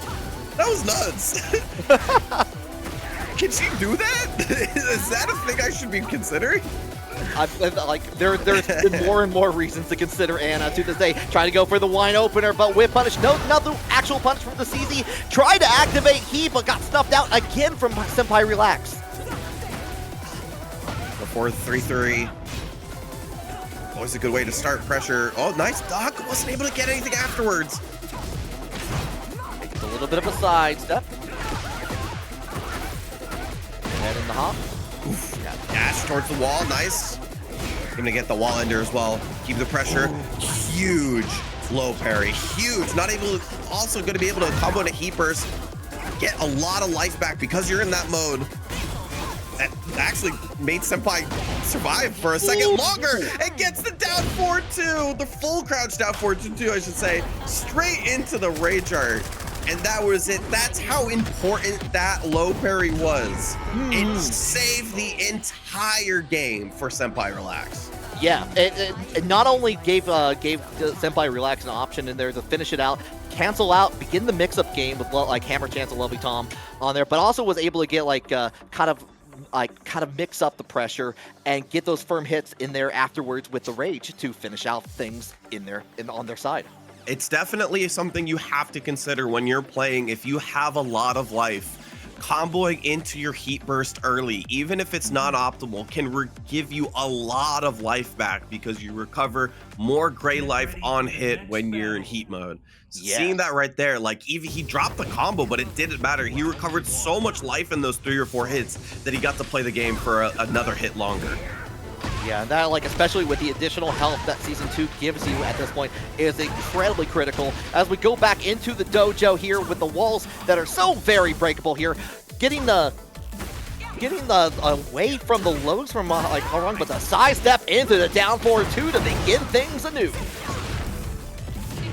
Ball splat, combo into the burst here. And just wants to go for mix. Don't mind that at all, especially when you're in heat mode. Good use of the power crush as well. To the slide. I like that as an option in there because you get the Hwoarang closer and closer to the wall, but you get with the launch on there, we're going back into neutral. Yeah, well, good step, was a little bit too far. Got it to connect still on the back. Oh, run up heat smash. Got it to hit. Decezy takes the first round. Oh, we are just going ahead, getting canceling out into the low on there afterwards from the rocket launcher here. Side step into the mid. Oh. Hammer 2-1-2. Oh, once again. Oh, we got a combo off of it. Oh. Good awareness from Senpai Relax. Gets combos off for that opportunity and ties up the round count. Yeah, the down back forward to finish things off, and the elbow to begin things in this round here. We're going to go back where we caused a lot of that damage in the last round yet again. Canceled out, but the tech roll away from Decezy was able to get away from that. Yeah, weird situation there with the sidewall. Senpai tried to extend the pressure into the CJ mix, but oh, nice punish. And once again, the power crush. That's been working out for Senpai.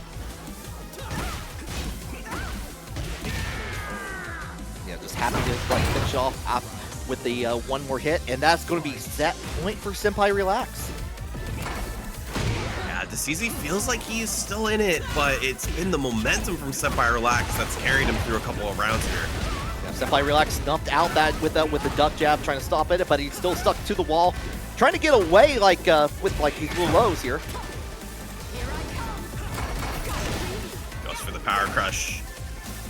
Follow up low on there afterwards here. It just goes in for the rocket launcher afterwards. Nice blocks in time. Oh, counter hit low though, ties it up. Decezy trying to make it a game 3. Yeah, both players want this top 8 spot super bad. Cancels out from the power crush in there, but doesn't get anything for it. Nice little hit. Less than half the life bar for Senpai in stock.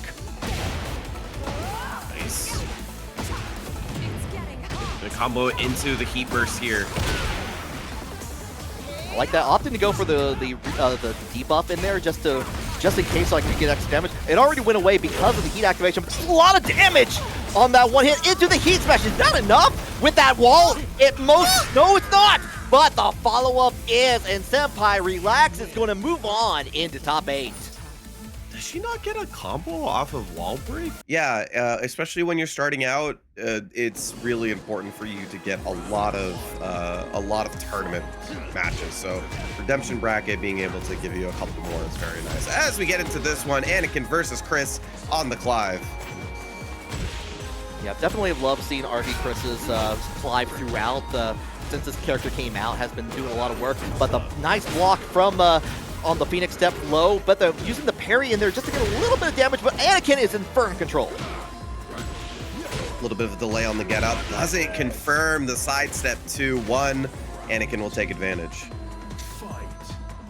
Yeah, this is on the loser side here. We have finished out the top 8 winner side, so we're trying to finish out the little bit of the bracket before we enter top 8 proper.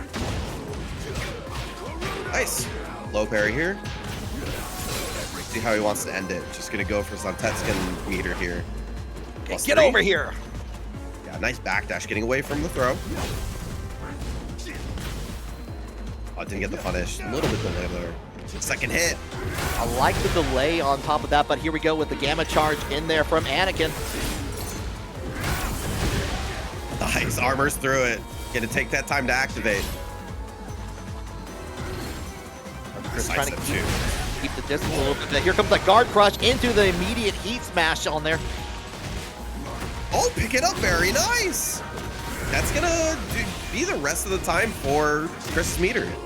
Yeah, well, like really wise to use that. 4 seconds left on the clock here to finish it off, and just to make absolutely sure that was going to kill some time anyway. If it didn't, but it did, and got the 2-up round on there for Anakin.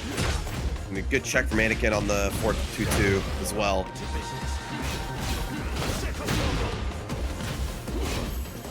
Oh, plus frames. Goes low. Oh, trade in his favor. The hug does crumple. Who doesn't love a good hug? Well, maybe RV Chris at the moment here. Goes ahead, gets the grab, follow up. Ooh, that one always looks like it hurts. Oh, whiff button into your 10-frame heat smash. Difficult to deal with as Chris wasn't able to find his footing, and Anakin takes it 3 straight. Yeah, felt like anytime RV Chris was trying to get anything started, we saw RV Chris trying to kind of back away a little bit, use the longer range of Clive's sword to try to maybe get some extra damage, maybe try to build up that Zanetsuken meter a little bit too on there. But even that felt like it was just like, let me just see what happens at this range and go from there, and it wasn't working to help change things around against Anakin. Yeah, he was getting a couple of situations, but it didn't feel like any of the situations like comboed into themselves. And I actually think that like Clive doesn't mind the big stages because of Zantetsuken Phoenix 2-2. Yes, you get to build Zantetsuken meter, and then you get into a canned Oki situation that's going to be similar to every situation. So that stuff's really nice when you're on open stages. Yeah, turn over the egg, get the grab on there, but nice break on the second one from there. Oh, Anakin tried to punish the sweep on there, but was just a little too far away.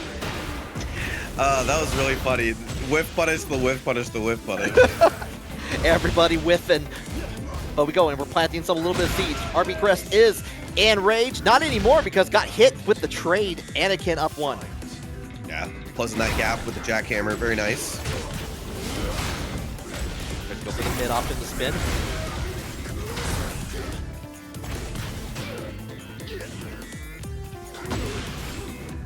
Once again, seeing a bit of that Anakin flare in the jack, way different from how Joe Crush plays it. A lot more jackhammers trying to make that space his in front of him.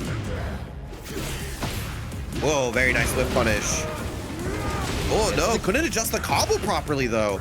No, unfortunate on that. Going to give Anakin a get out of jail free card. But here we go. We get the beautiful use of the Phoenix step 4 into the wall splat on there after. We're going on the other side here. Get the follow up, but Anakin still in the game. Good combo there until the very end. Gets a wall sitting 2 to close it out.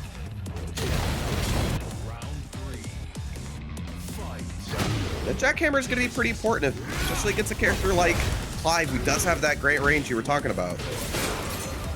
Get the wall splat on there. Build up a little bit of that Zanetsuken meter on there a little as well. The back to the make things extra spicy on top of that. Oh, doesn't do the second hit here.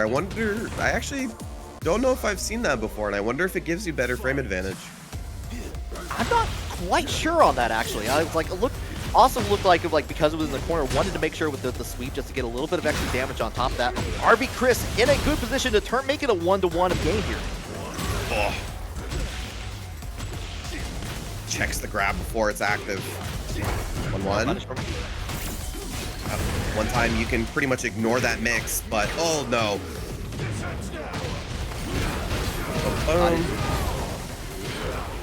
Still got the tornado on top of that. Use the full crouch too on there afterwards. Anakin using the heat to smash to get out of the situation, but does get in with the make some noise on top of things here. A good way to close the gap and get a hit. Nice punish as well with the 13 frame. One more round for Anakin.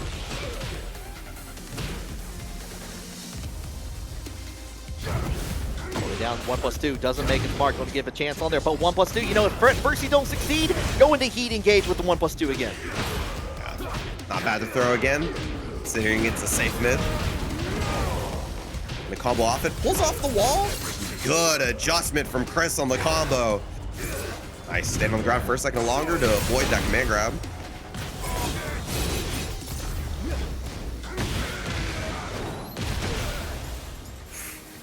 Heat smash out of the place in there. RV Chris has a lot of that meter built up to 4 here, but there's another touch, and RV Chris is still alive. Yeah, able to close it out. Broke out that full crouch down 4-2, super good low. And able to keep it going for one more longer. Love the adjustments to seeing, especially a lot of the combos that Chris actually hit were not normal. They hit very, very weird. So like seeing good adjustments from him in the heat of the moment. Those are the things that we were talking about earlier in the broadcast, actually, you know, having that prowess to adjust your combo perfectly on the fly. Yeah, I mean, being able to use the one of the smaller stages in the game that like to great advantage on there. We're gonna go into the urban square though. As we go into decide who gets to continue on the loser side, someone is going to go and watch the rest of it on the TNS stream after this. But in the meantime, it looks like Anakin's getting a good start.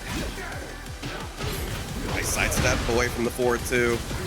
Gonna get a hit, use some of the heat meter, and get some space behind him once again. Great step from Chris. Oh, nice step right into the hug. Boom, boom. Drill into the drywall with that, but here we go with the wall splat into Garuda. Going to give an opportunity for RB Chris. Doesn't have heat to continue, but we're getting to the wall anyway. Oh, just a little short of the wall. Maybe running too a little slow to get it. Nice crouch grab once again to catch him out of the Phoenix shift. Yeah, the snuffing out the Phoenix shift on there. Very important to take that round at the moment's notice. Yeah, I'm surprised because I feel like Chris has tried to force the 1-1 Phoenix, which it's kind of hard at his frame count. But Anakin's been pretty good to beat it out pretty consistently. Oh, was actually too far away from the bubble. Bubble economy broken. Chris actually wanted the wall splat there with the no cancel Phoenix 2-2, but still able to close it out with the great wall positioning. And we're all tied up. Get the launch on there from Anakin. Didn't quite get to the wall. Nice little break into 1+2. Little slight punish in there. Tried to go in for the while standing too, but nothing for it. Torgo helping out. Nice. Good adjustment on the combo as well. Once again. I'll do the second hit. Ooh. Plus frame still. Oh, Counter and you're gonna hit. get... Yes. Yep. Very nice, especially counter hit on the wall. You're gonna get the wall splat with the wall sitting 1-2 guaranteed. Now it's time for survival. Can RV Chris pull it off, or is Anakin going to turn things around here? Oh my god, that hit like the very edge of both those runs. Got him. +3. Goes for the low that time. And gets a timing on that correctly to even out the life bar a little bit. I like that use of going into Heat Smash because RV Chris could have gotten a PhiDX step after. Oh my god. Huge damage. Oh, 4-4. Gonna create some space with the Heat Smash as well.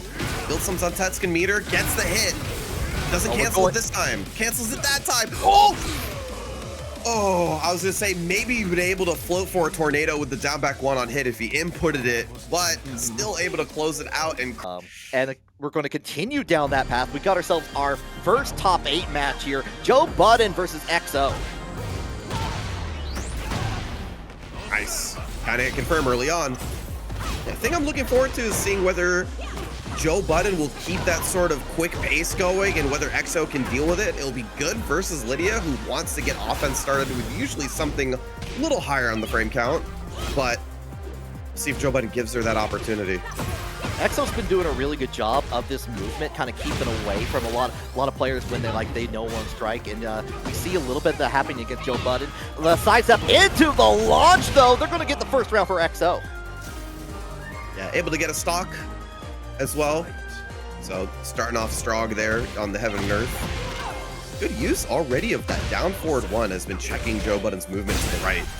Oh, and you hold it down with the 4-4-3-2. You're going to get that heat engager on there afterwards into the low heat smash immediately after. Yeah, it's going to take an early life lead, but does spend the heat quite early. Nice punish, by the way, being able to go into a heat engager and get that life back. Nice. Toe tap, gives some space, and easy whip punish standing 1, and gets that level 3 stock before round 2, but is already on game point. XO's looking to make quick work of this. Just wants to get out of the Coliseum as soon as possible. Yeah, level 3 counter at down back 3 does take away gray life. Extra benefit. Dash. Yeah, very nice, and that should close it out. Does it with style at the very end there. Like, very strong start on there for XO.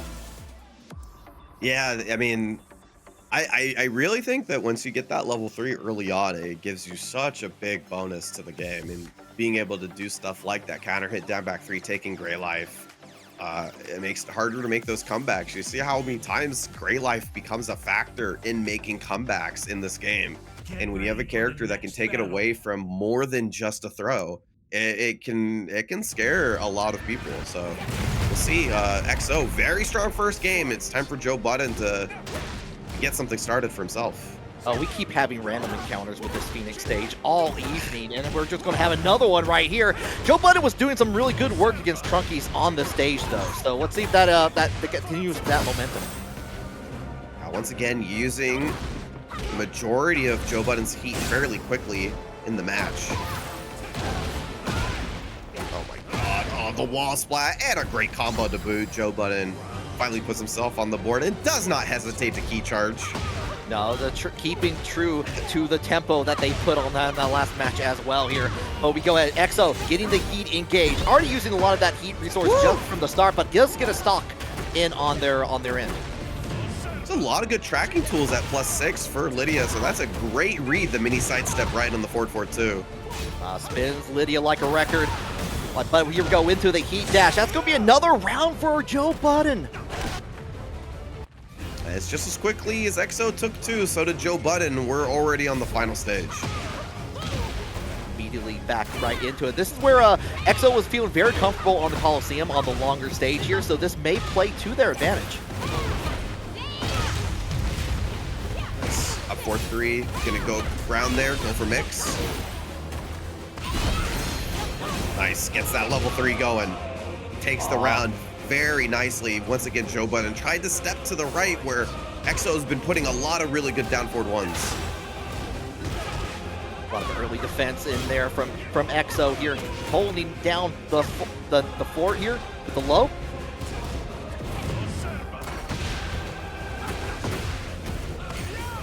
Gonna get the pickup. Oh, very nice punish with the 3-2. Oh, with the back turn combo? Okay. Yeah, not gonna be a big deal for Lidia as she does get the combo like that. And a launch, and all of a sudden, it's a different situation. Exo set point. Exo's like, look, Ma, no walls. Check out what I can do. Counter hit immediately goes into heat. Ooh, no. Yeah, that's a high power crush, but didn't get the punish afterwards. Trying to sidestep again here. Oh no, that's not the answer there. No, but does get the float on there afterwards here. Uses the last little bit of meter to do the heat smash. Not enough to kill, but very close. With the mid even. Dashing back one will take it. And Exo, a 3-round route. To go into losers on that. And then King Sirbot lost to Tanjiro the Ripper, who's fighting Victimo right now. Yeah, I mean, it's nasty things are happening down there in the losers bracket. For sure, but nasty things are about to happen in the arena here, the dusty arena, into the follow-up here from Tomoriru. Yeah, you're going to just finish it off with the grab. Break some ankles down on the ground. Once again, full charge. Ooh, easy cleanup for Tomoriru, using good use of that heat meter. It takes the first round. Try to go air hit. Yeah, but doesn't get anything else after it here. The 4-4-2, and they're trying to throw out the tracking rocket launcher. Not gonna get a launch. Activate into heat. King doesn't mind these big stages because of that ender on his combo. Just like Clive, able to normalize a lot of the Oki situations. Couple Jaguar steps into the grab afterwards here. Senpai relaxes, enraged, snuffs out the start of the heat smash from Tomoriru here, going in with these lows. He armored so much damage, but it is all white life, and it wasn't enough. Tomoriru, one more for this game. Yeah, the matches we've seen from Tomo on screen have been runaway so far. As Senpai Relax going to be able to turn things around here. Very nice. Little backstep into the launch. Like that, wisely staying on the ground. Oh. Fishing with a hammer chance from really far away. Oh, actually gets a little bit of a float, but nothing for it. But the while standing 2 on there for Tomo is going to finish the job up here to get that first match in their favor. Yeah, I actually have no clue if air hit 1+2 gives you an opportunity to pick it up. It's doesn't have a lot of hit stun, and it doesn't have a lot of recovery. But it only, I imagine not, because I think the only thing that you get to do is go into Tom, but the Williams sisters have the benefit of the down forward 4 strings, which is something a lot of characters don't have. The down 4 strings, obviously going from the full crouch down 4 gives you opportunities to pick up stuff no other character has, because it's a 12 frame blow that goes all the way to the floor. And so Anna and Nina get to pick up some stuff other characters don't. It might just be a weird scramble situation, but we'll have to worry about that later as we get into game 2 here. Yeah, like the life does indeed go on here at the Ortiz farm here. We're going to go ahead. Another familiar territory here for Tomo as we go into the wall here. Are we going to break it? No, we're going to save that for later. Using that new string that King got in Season 2. Good break from Senpai.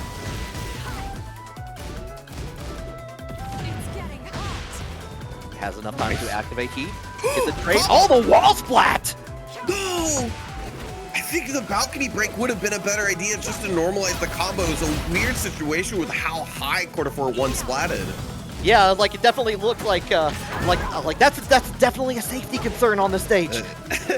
It was almost like not a good thing that it splatted that high, because usually Anna gets a ton of damage off of a counter in quarter 4-1.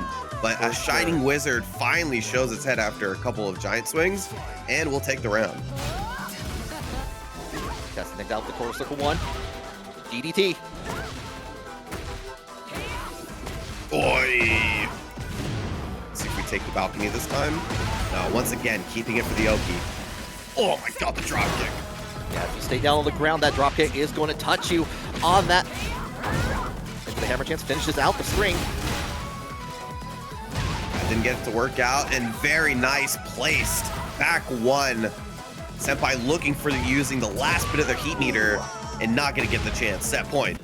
It feels like every time that Senpai has had a chance to start things up, Tomo's just been ready with that the 2-1 start with the counter hit. We just saw it again there. Going to activate the heat, bring it down with the pile driver. You're next to the wall. Dangerous situation for Senpai Relax to be in.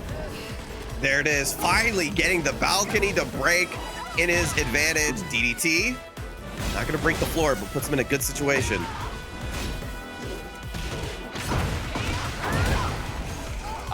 But that rocket launcher does make sure that the ground is good and cracked as we go to Legend of the Hidden Temple. Opportunity, especially for how good of a mix-up character Anna is. Yeah, any of those skulls is primed to explode, and there we go. Souls have been let loose. Senpai gets around. Thank you, kind ancient souls.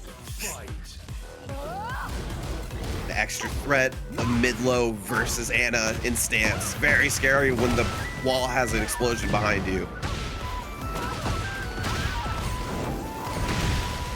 Oh my god.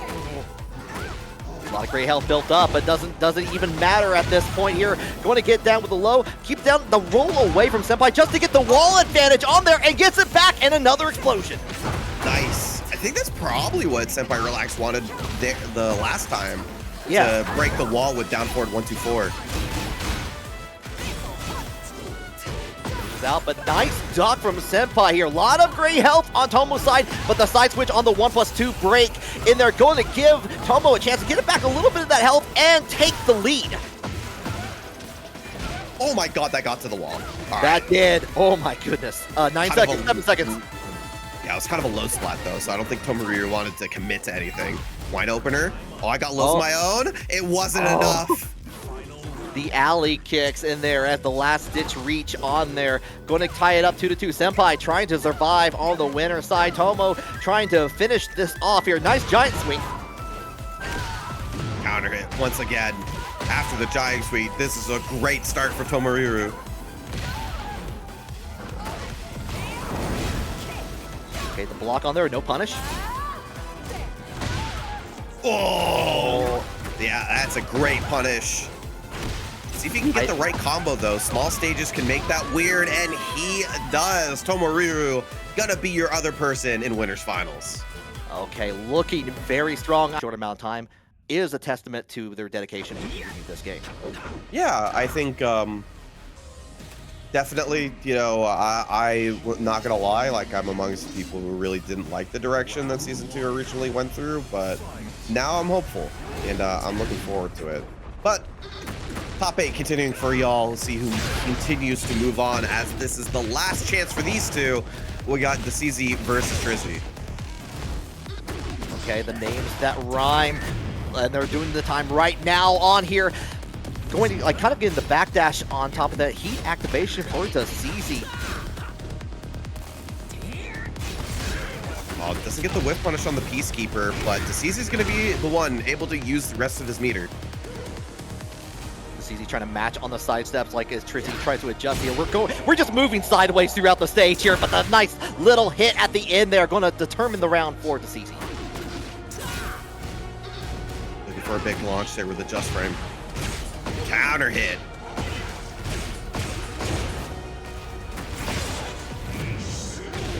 Enough time to go ahead, activate the heat, get a couple of follow-ups, and we got ourselves an immediate use of the heat dash. What? Tekken? What? Cameraman is being a little interesting right now. Dude, Yoshi 180 no-scope me with forward 1+2. That was great. Yeah. I don't even know if I don't know if he blocked or not. And we're gonna have to rewind and slow down that tape for that for sure. Oh, low, mid, and a low again to close it out. Trizzy ties it up.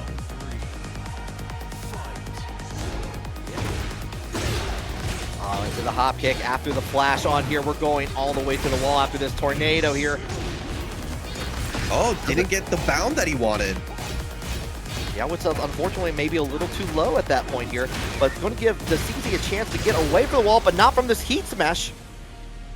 Yeah, healthy life lead for Trizzy, but Decezy does have the heat. There is something to work with here. And just as you say that, Sammy, immediate use of that, but the low comes into play. 2 up for Trizzy. Yeah, good to close it out. Floor's activated. Both characters have good use of it. See who gets to use it first.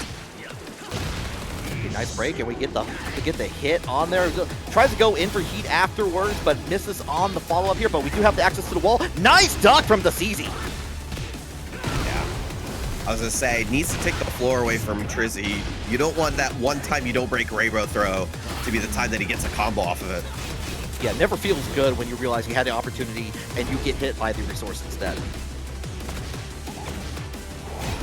Showing his homing low himself. I have this before you.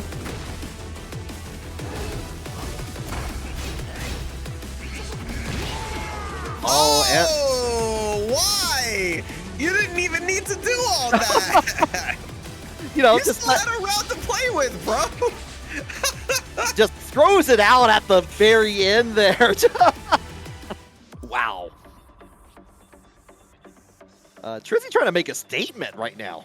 Flag on the play. Unnecessary roughness. 10 yards. God, that what a way to close it out, but does close it out, puts himself ahead, and Trizzy maybe working with, you know, unexpected for me, unexpected for Decezy, nonetheless. We know Decezy has the prowess to make this comeback here. Into the sanctum we go here. A little bit of traveling on here. Nice block on the lows in there. Gets a little bit of punish for that, but you get caught in the air with that heat activation. Going to take the turn back for Trizzy. Feels so bad when you go for like a safe mid like that, and then you're like, cool, I got bound for a full combo. This sucks. Yeah, it feels especially bad when if you're trying to like take the risk with those like where you're just off the ground. And again, we're getting the side switch again. I am never side coming ever again in my life versus this character. I do not know which way to block, and I will not find out. Trizzy's making this character a cross up everywhere, but here comes the rage. Is this hit? Yes, it does. See the movie. This one also, this one hurts because you're like, I'm trying to make a comeback, bro. Why you gotta start using rage? now I gotta worry about this too. Ugh. Yeah, you know on the other end, there's just like a sigh. It's like, oh, really? Okay.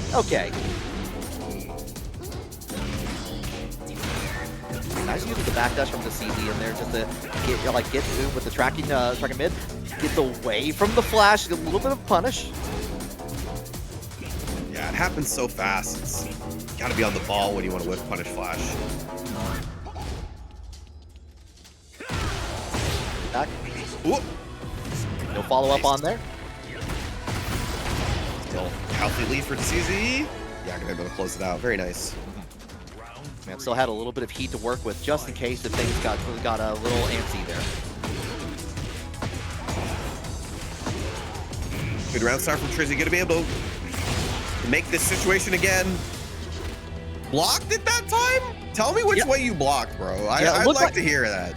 Yeah, I need to roll back the footage on that because it looked like a tech roll happened and was able to not hit a button at the time, but still got pushed well out of the way.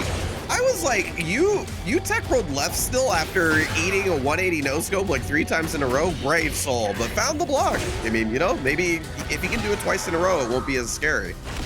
Okay, set point for Trizzy though here. This is on the loser side of the bracket, so one of these two are, well, I mean, I guess you're already at home if you're playing, most likely. So you're just going to be watching the stream on here after. Going even more home. The most home you could possibly go. Double home. Double home. Put him face down.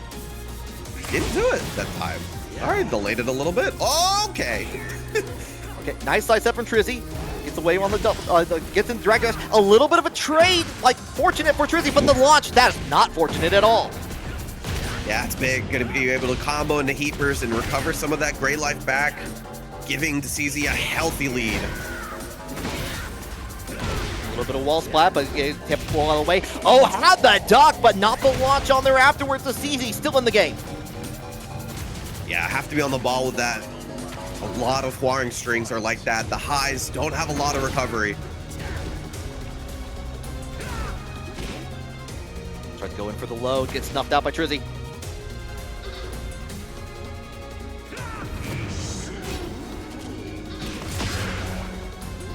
1-1.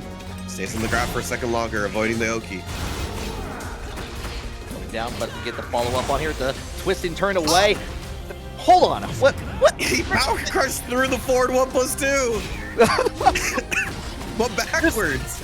That's insane. What is what anymore? I guarantee Decezy's done that before. That was well placed. Yeah. Goes in, gets the grab on the other side. Wall advantage and the splat on here. We still have ourselves a match. The wall splat with the Peacekeeper closing the gap immediately, and Decezy will extend the set. Oh, some really good play in there from Decezy just to turn things around, like in the face of some wild plays. Harada's finger just all over this match. This is all of these crazy things are happening, and you just, I mean, this is a part, I genuinely love this part of Tekken. There is a part of Tekken that you can never account for. And it makes everything just a little bit funnier.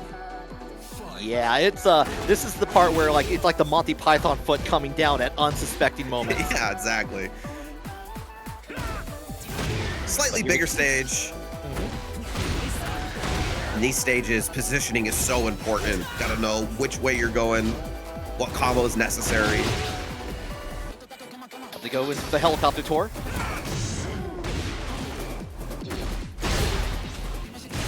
Oh my god, he's gonna get a combo off of that. He is! Nice power crush through.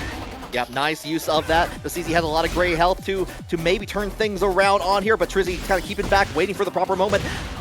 But the low, the counter hit! Full crouch down 4-4 has actually just been so good. One of Yoshi's best lows, but Trizzy's been using it really well. Oh, yeah, absolutely. Into Dragonfly's hands, trying to go for the grab, but gets broken for it. Immediate use of the heat in there. No, thank you. Nice pressure. Here's a 6-frame move that gives me a lodge. Holds it down, but we're going for the low spin. Oh, the game's upgrade, but you know what? Trizzy's not complaining about the value of that. We're getting the wall and the tornado on top of that. Goes for the low that time. Gonna be able to close it out. Trizzy looking good. 2 straight, but Decezy's been here before. Yeah, familiar territory on the slightly bigger stage here. We're going to trade out with the mid. We're catching Trizzy on a lot of this, but with a down forward 2, we're going to get some extra nice damage. Boom. See the Oki here. Goes for the mid. Huge wall splat. Oh, Trizzy blocks the first part of it, but not anything the following. Decezy still in it. Yeah, good sequence from Decezy. Gonna get the throw here. Good start. Yeah, realigns from Decezy. Oh, and Trizzy's been doing that all day. The counter hit. Down forward 2s. Oh, rare situation where forward 1+2 whips. Yeah, we're just fortunate on that. The block on here. We're a little bit off kilter on the wall, but we're keeping up. We're just going to check out the entirety of the fence. Make sure to paint it. Oh, wanted to go for that to kill, but still gets the block on the full crouch down forward 4. Great stuff. Decezy pulls it back. Final round. Night falls and my watch begins. Trizzy trying to keep alive, but so is Decezy. Goes in with the low mid. I got a big low of my own, both showing their homing lows, both great tools. Oh, and right when I felt like I could get some offense started, Flash rears its ugly head. Yeah, it's been showing when you least expect it. Going into it, canceled out Dragonfly to get hit in the legs. The power crush hitting on the other side. We are going places, but not anywhere near the opponent. Hwoarang drifted on the power crush? Oh, we are drifting initial D style. Oh, just a little bit more life and starting the Hwoarang strings going. Decezy able to close it out and takes it 2-1 over Trizzy. Different, and so that is Feng versus Anna. Good. I'm not talking about balance, by the way. She's just the better one. You got opinions on this. Yeah. Anna's awesome. I do agree with you on this, but regardless of the situation here, we got that on display here. Into the heat engagement from Genghis Khan.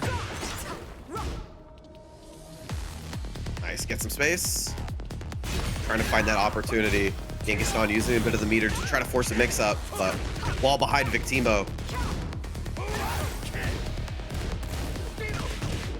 Nice, good check. Oh, straight into the full crouch down 4-2. That's definitely going to create some space. Space, and is going to get the heat activation on top of that to continue the combo.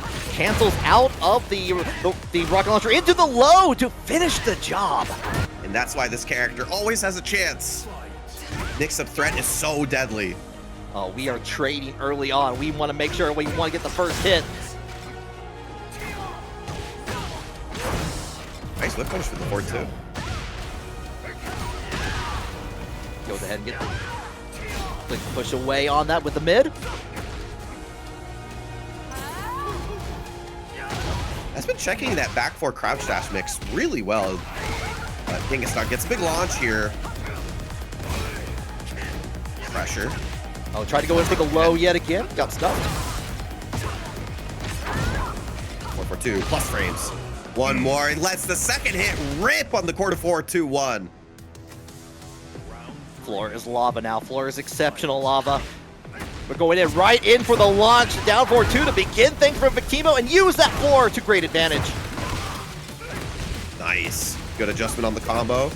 Wine opener to put him face down. Full crouch down 2. Hits its mark here. Nice little punish on the palm strike from Genghis Khan. Counter it down back 3. Good damage. Create some space. Genghis Khan needs to get away from this wall, but Victimo says back in it you go with the low parry. Goes ahead and uses that to keep it plus. All lows working out. Yep, using the charge on that.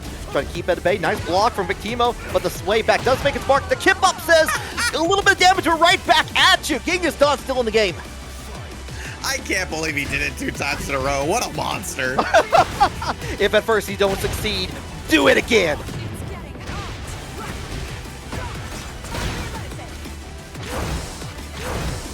Say swing, batter, swing. Yeah, the range that 4-4-2 has. So good.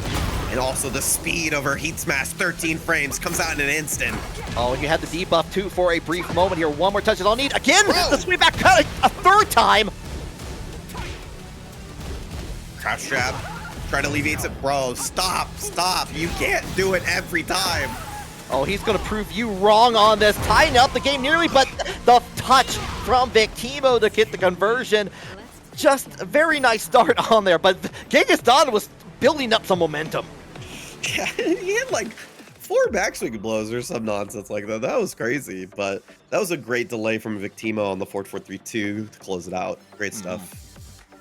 Yeah, Victimo, when I was watching their matches at Combo Breaker, was loving to go into the like bringing out the rocket launcher, canceling out the stance, and going into the low and just trying to play the mix-up game a little bit. We saw that happening a little bit there, but definitely has been like fine-tuning the game since Combo Breaker, very short time ago. Yeah, I mean, he's been playing the Williams sisters for so long that I just always expect him to know what to do with these characters. Like, the mentality for these characters have stayed the same, even if their move lists have changed a little bit. So as long as that's in place, I expect guys like Victimo to excel. Oh, for sure. I've even seen him play Death by Degrees on this, so... That's true love, man. That's true love for a character. I love it. Absolutely. Shout out to Victimo. But they going nice on the low. On there, they're the cancel out with another low. Here comes the heat from Genghis Khan though. Block. Oh my god, bro! Stop! Feel like watching Zhanghua and Soul Calibur with all these swaybacks. See if it's enough. pretty close. I don't think this is going to be enough, but I'm willing to be a Yeah. liar. Oh, okay, I'm not a liar. Thank God. Pretty close. Going to use that space to get an easy activation. Nice block on the 3-3-4. Yeah, bring out the Padonkadonk. Fight.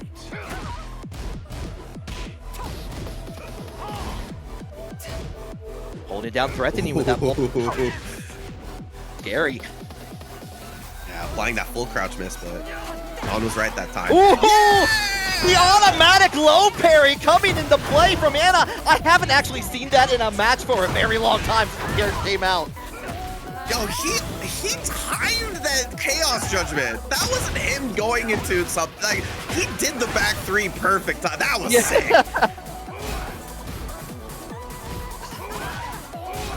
Get a little bit of touch on here. Gigaton has a lot of health for that heat. Building up, getting the damage. Oh my God, I got back threes. Want to see back threes? I got back threes. Wanting to try to open up the wine bottle. Here comes the heat, though. I've had this the entire time. Oh, the full crouch. Are you going to finish it? Are you going to rage art? Oh, the sidewall saves life, but yeah, step back, take that round. That was a good decision. The combo was gonna last long enough to kill the entire timer. You didn't need to go into Rage Art. Yeah, no, and like still had the resources just in case, but the like was able to convert that very nicely. Full crouch, down forward, 2-1 in heat. Ba, ba, ba. Point blank rocket launcher, not a healthy thing to deal with. Going right into the wall. But the hop kick. Gigaston's still in this. Try to get a little greedy on the pressure there. Big Timo says no, thank you. Down forward two on the wake up. Doesn't get the combo. The sidewall, no. I can't believe that missed actually, like from that. But we're going in. That down forward one to finish the job. Big Timo moving on the loser side of the bracket. It's always fun watching Big Timo. Sitting on, we have Battle. keeping the Annas going, keeping the Hwoarang going is Decezy, who pulled it out at the last second from Trizzy. Now has to face Joe Budden. Okay, we've seen like in both matches that we had Joe Budden on the stream, it's been very quick, one way or the other actually. But Decezy, like we're really trading blows, we're really scrambling in this situation. Yeah, Joe Budden really likes to put the aggression going. A lot of buttons, very fast, trying to make you guess very quickly, not giving you any breather. See if it works out. And also, that's a key part of Joe Budden's game too, using the heat smash earlier than you'd expect on Claudio. Okay, yep, go ahead, let it rip on there. Pretty sure that's going to be enough to finish out the round. Might as well just make sure that you're going to finish. Oh wait, maybe not. Okay, never mind. I'm a liar. Yeah, pretty early in the scaling, so let it rip early enough. Makes it nice and simple for Decezy to take the first round. Oh, Twin Pistons? Really? Yeah, the Twin Pistons making their mark on there, and we're going all the way to the wall. Enough to get the starburst, and go ahead and use it with that 4-4-3-2. Huge damage. Just a little bit more to go, and that will do it.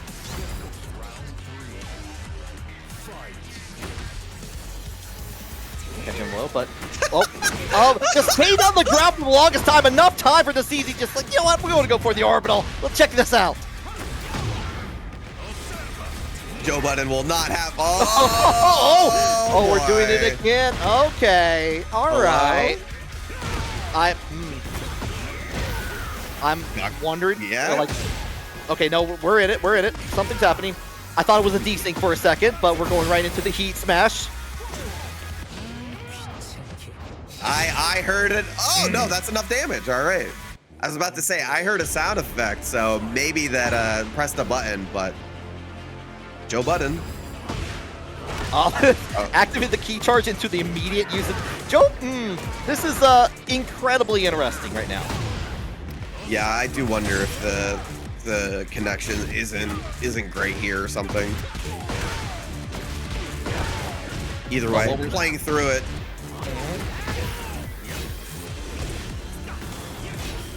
Too far away for the heat smash to hit.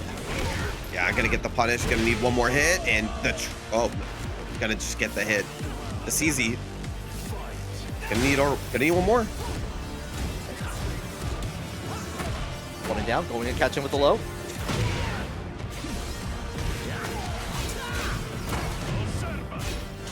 Trying to alleviate some of that pressure with a heat burst. Oh, there, got it. Blue Moon Burst. Huge launch to get off the wall, get a huge damage.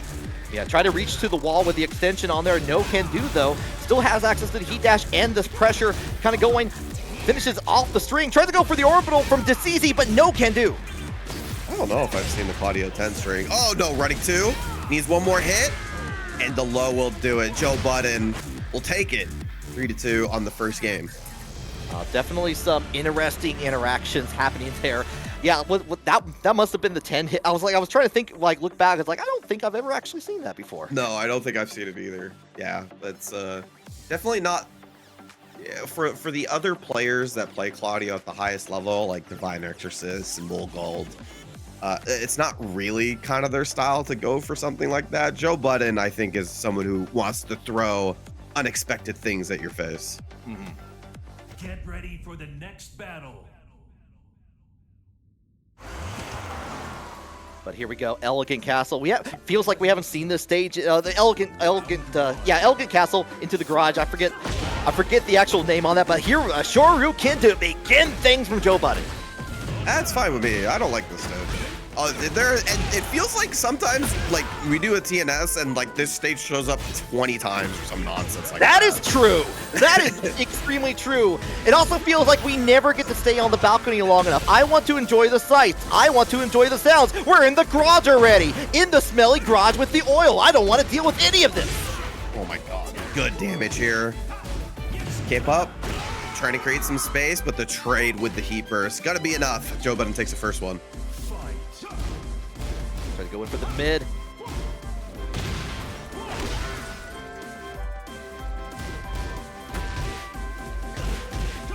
little bit of a touch here.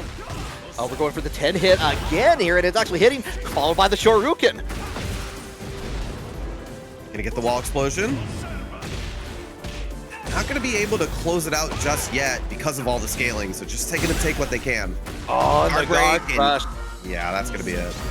Yeah, perfect timing on that. You had enough health to finish the job. Joe Budden on set point. The unpredictability working greatly in their favor. Yeah, once again, this is a spot Decezy's been in this tournament, on top of which. Yeah, we saw this earlier with just the last match with against Trizzy on here, trying to fight for their lives in the losers bracket. Whoa, they stayed off axis. That was weird. Yeah, the rare, like, not realignment. Got the whiff punish there. Nice. Just blows straight through that heat burst.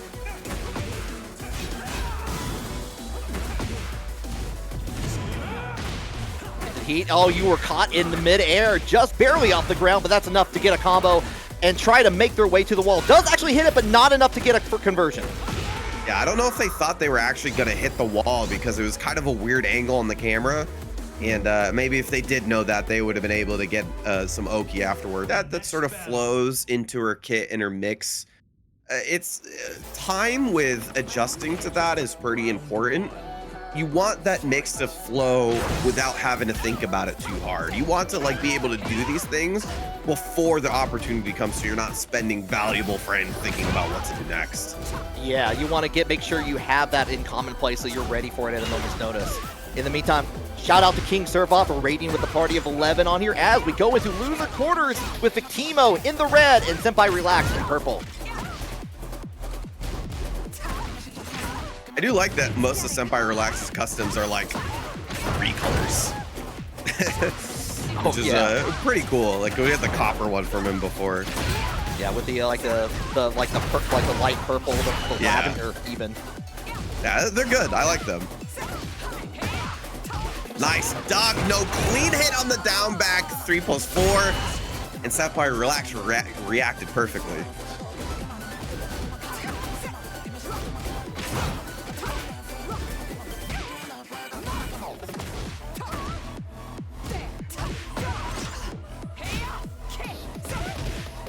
Nice whiff punish, kept it small. Oh, there is snuck in the 1+2. Both players, you're seeing it right here. You're seeing way more disrespect on the Ana pressure than we have seen any part of this tournament.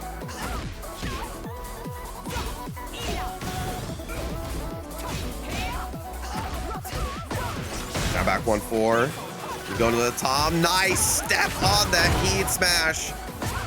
Gonna use that plus frames really well. Wasn't able to connect the ham 2-1, but little down 4-1's gonna be able to close it out. That was sick. Oh, Victimo though, gonna be able to get the first big launch here.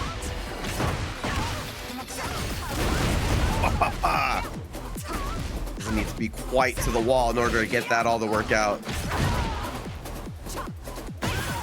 Seeing though, the full crouch power crush working out wonders for Victimo, using it a little bit more than Senpai Relax, and will be able to take the lead.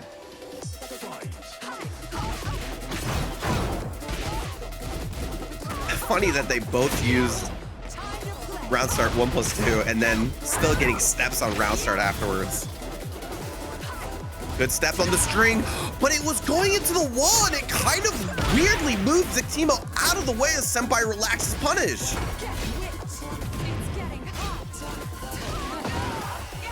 Back 2-2. Stepping for the wall presence. Got the wall splat. Nice delay. Toe tap, gonna create some space. Needs one more touch there. Oh, the sweep. Gonna do it again. If it connected, it would have been enough. The Victimo with the read. And Senpai gonna have to figure out what to do next here, as Victimo's been the one to take advantage of most of the situations in this first game.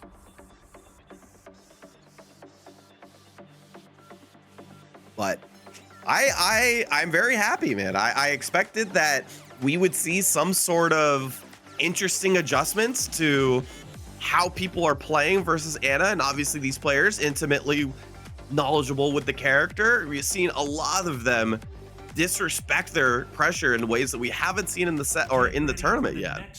And we're seeing some good adaptation here. Interesting steps. And as we go into the bigger arena, we're going to get things started yet again with a down 4-2 from Victimo.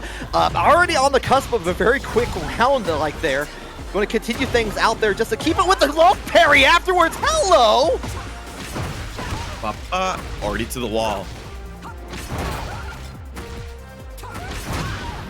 Okay, bring down the hammer into the heat engage. Throws out the debuff in here, but the nice sidewalk in here, trading out for blows. Heat dash. Yeah, just tried to stop the pressure there. Heat dash for their own. Plus frames with the 4-4-2. And finds a down 4-2. Senpai Relax, putting all of this pressure on Victimo, trying to find a hit. Oh, no! Interesting. Try to finish out the string. Going to give Senpai Relax an opportunity here. And we just waited out with the full crouch 2 into the Rage Art. Gonna go straight into the Rage Art. That is probably gonna be enough. There you go. Yeah. What a comeback. I was a little, because he went to the down forward 1-2-4 to get the wall splat when he got his back, and it just didn't hit in the right way, but still able to close it out. Okay. Goes ahead with, like, keeps down on the ground. Does get hit a little bit on there, but nice little counter hit from Victimo. Yeah, chooses not to go to heat there with the 3+4, instead using the 4-2. Sidestep into it, but here we go. The heat dash, but Dog making its mark. Oh, tried to end with ham 1+2 there. Nice break on the throw. Try to cover the distance with that mid. Very good Victimo, baiting out that heat smash there. Faking a stance mix. Got caught crouching, but the trade in the favor of Senpai, trying to survive in this bracket, keep alive for at least one more game. Yeah, I mean, Senpai Relax is fighting for his life here and eking out these rounds. All that matters is the dots up on your screen.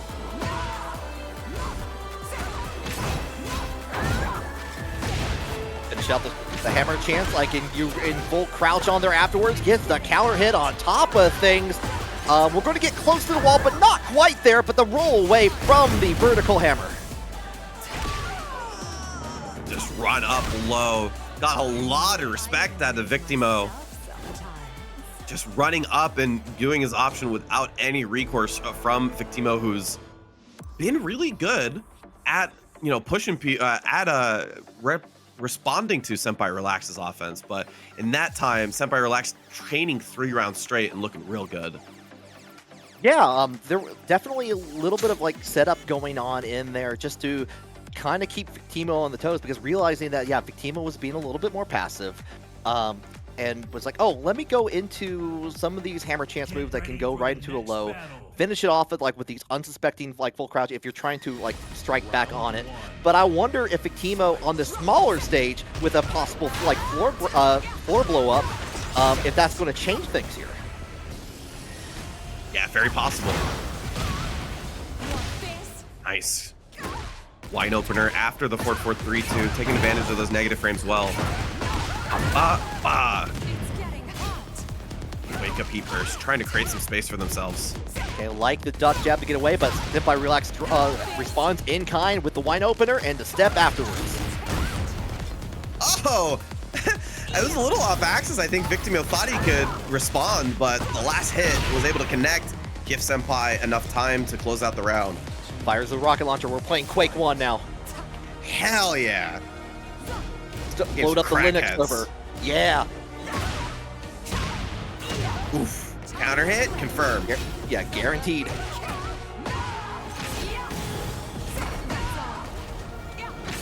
Get the slap. Oh, I love that sidewalk away. Gets the full side switch and the back turn combo on top of things. Going to realign a little bit after the tornado with the low. Catches with the mid to the low, and another round, 1 each in this set. Yeah, that was really good mix. Kind of weird situation when they're on the back. So just kept it a little bit simpler there. Nice block on there, following up, but we got the duck on the string from Victimo, so going to have another chance to get back into the wall. Cancels out to make sure. Man, you are hitting home runs with that bazooka. Yeah, that was a sick combo.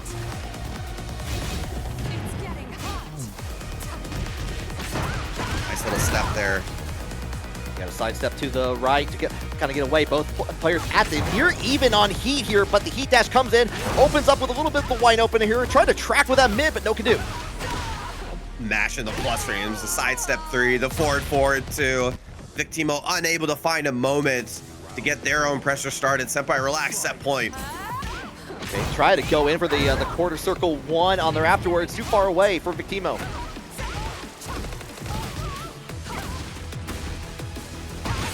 Catch it with the lows. This time going to get the follow-up here. Floor is lava. Are we going to use it immediately? Yes, we are. And we have access to the wall. Big situation.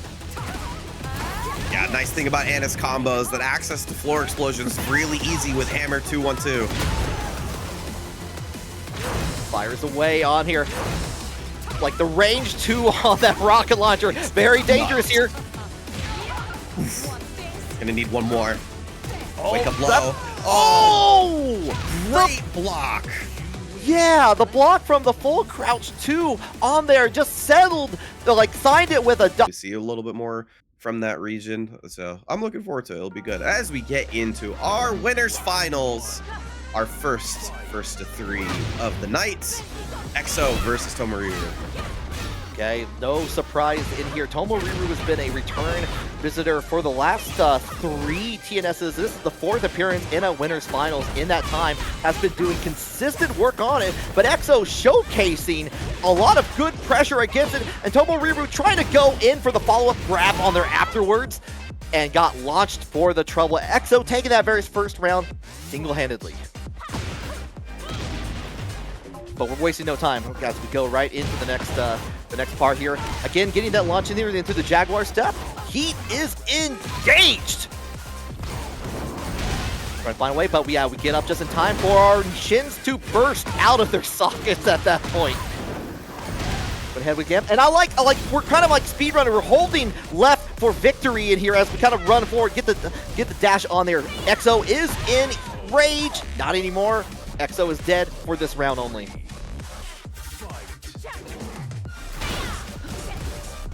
Interesting whiff on the low from EXO here, but does get the heat engage on there afterwards. Enough time with the little charge on there. We're going to get the tornado. Finish it off with the, got the 2 stock in place here. Still have access to heat.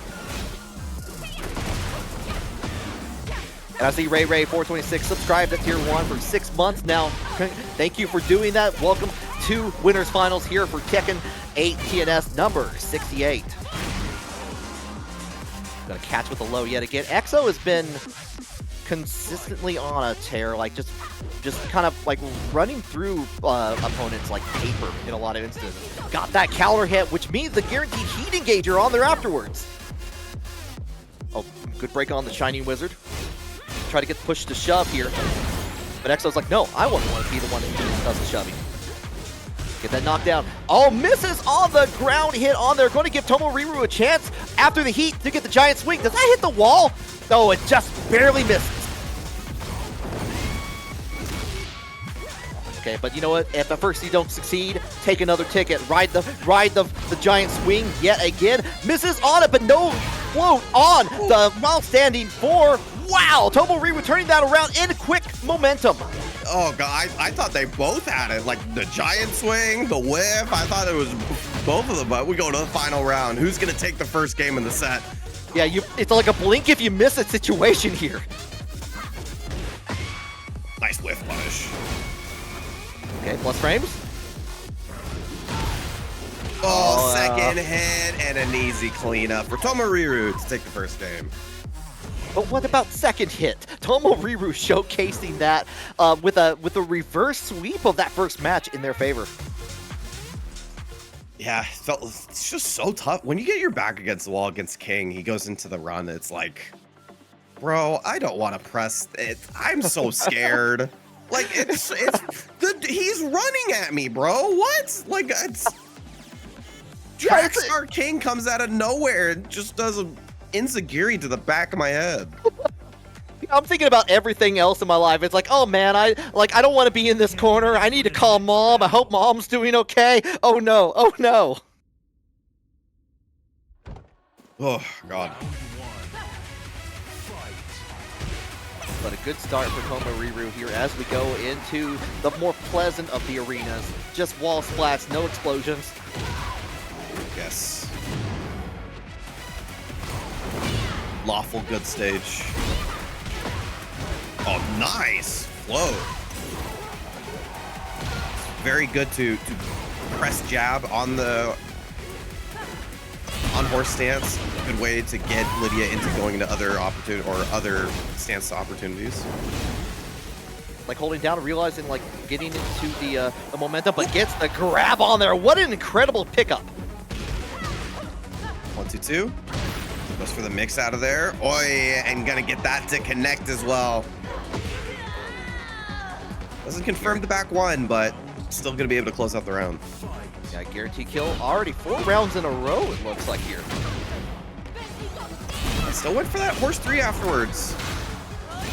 We were floating EXO out of it last time and not keeping on with that option. Nice break, holding down, like stops just in time, gets the sidestep away, trying to realign to get like better access to this wall, but Tomohiro is not having it, just blocking all of this. Great duck and launch from EXO. Tomohiro having an opportunity to finally start offense, and EXO with the great defense. Tomohiro has been getting so much work with that launch string all night. Tried to go into 3-3-2, or sorry, 3-2-2 after, but just a little bit too low on that wall splat. Okay, you're gonna get away from the wall, does tech it. Oh, actually gets it like in the middle of the kick, like get the knockdown on top of things here. Has a chance to turn things around, but we're just chipping away now. Oh, political storm hits. Basically ties it up. Good punish into the cat 1. Very good change around here. Going up 2 again, but this is where we were last time. Broke the Shining Wizard. Trying to get it, but a little bit of a whip punish from Tomo. plus frames. Nice little backdash away from the down forward one. Once again, the back 1-2 floating XO out of a lot of situations. Oh, found an opportunity because realizing that Tomo was in midair, going to get that bounce on top of things and finish it out. Does have access to 3 stocks, extra damage. Nice break again. Nice, the mix. Plus frames gets the duck, second hit. Oh, DDT. Making you guess between the that and the giant swing on here. One more touch, breaks another shiny wizard, just goes right into the giant swing yet again. Hello. Gotta be ready for them all, including the one after the break. Tomoru ties it up once again. And I see the hiss snarls gumming up in the chat right now here, cheering on for Tomo as it goes into another DDT. EXO has access to heat. Trying to line for the wall, tried to get into Heaven and Earth, but it got sniped right before the move was active. Stays on the ground for just a little bit too long. By the time you get up, they have to mess up between the high and the low and gets wall splatted forward. One more touch. And able to close it out again. Tomoru was able to take another game from a deficit up 2-0 now. It's Tomoru is just a thief in the museum, and just like as like EXO has set up everything in their favor, trying to make everything right on there. Tomoru just comes in and just giant swings the precious heirloom all the way into the wall and absconds away into the night. Get ready. Yeah, it's so tough to deal with this guy, man. When you get a giant swing and a giant swing, you gotta be ready for those, and it's tough. I mean, I think that the craziest thing about King is that this character is so versatile. You just have to adjust to the player, and sometimes that itself could be difficult. Yeah, and Tomo has been just showing, like, you know what? I will just do it again. You're not going to break all of them, and, you know, everyone has been proven wrong on that. You do not break all of the giant swings. You do not. Again with the whiff punish to the back one, too. Going to that more often than not. Obviously showing its prowess as a good way to get a full combo off of a float from Lidia's strings as well, but heat engage, +6. Goes in, gets the heat dash on there afterwards. In a pretty good position on this wall. Not going to be enough. Going to need one more touch. There it is with the mid. Keeps it simple with the back one. Even if it's blocked, plus frame situation, pretty good on the wall. Nice whiff punish. Oh, no. Speaking of perfect. wall. Perfect positioning for it. Enjoy your back problems. Oh, very nice. Tried to force the mix with a sidestep, too. Beautiful hop kick on there. But we're going to get the smash down on here. EXO has a little bit of life to it, but the alley kick says, you know what, I want that too. Give me. Has the round count, but EXO still behind.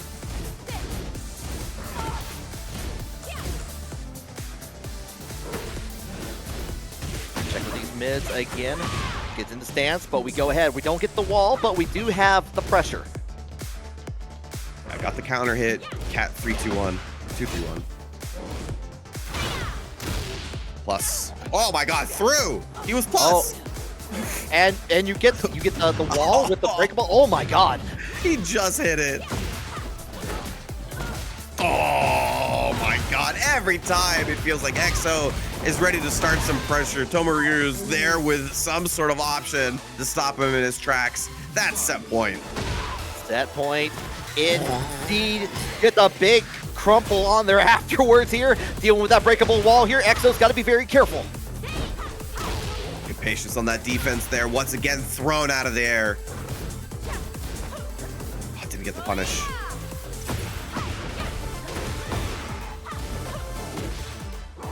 Oh, try to get aggressive after the block down 4-2. Okay, sidesteps away from the grab.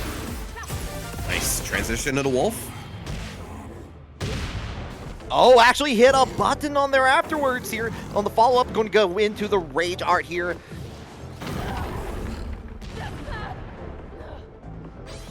Still has life, players but still with heat.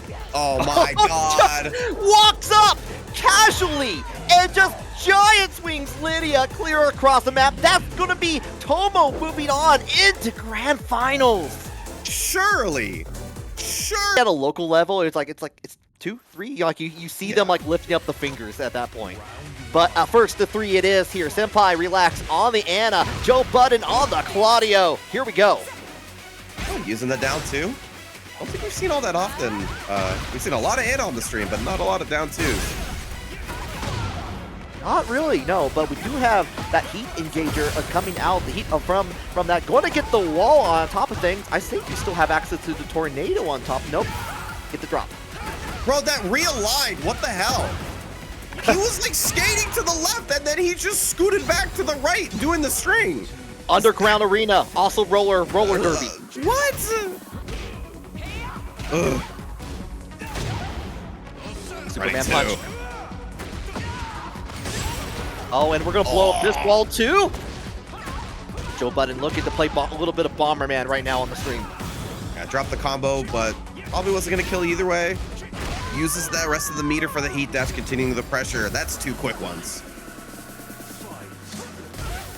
When every time we've seen Joe Budden on the screen, it's either been quick one way or the other, and this time Joe Budden's trying to make sure that it's quick on their side here. Senpai Relax tries to go in for some shenanigans, but Joe Budden says no.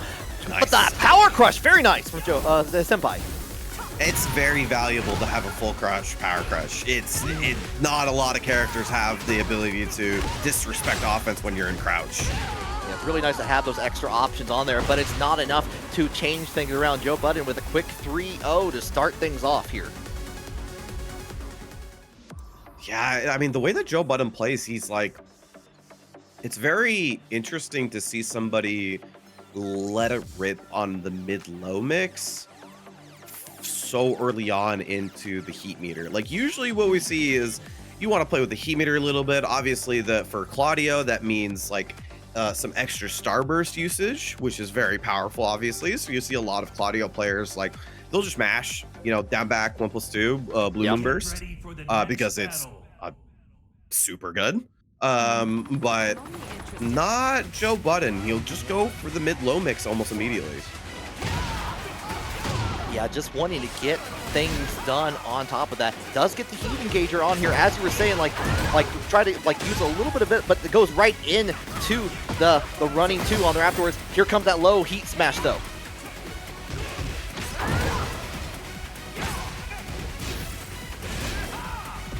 There it is.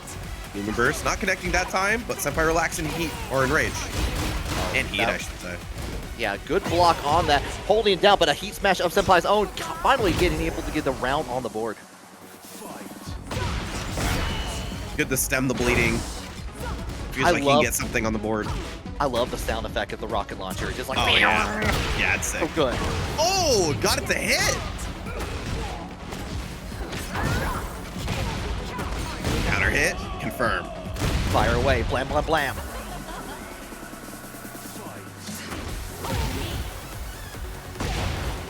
Oh, and the full crouch hit, counter hit on top of that. We're going to go all the way to the wall. Holds down, just waits for the tech roll to fire off the rocket launcher.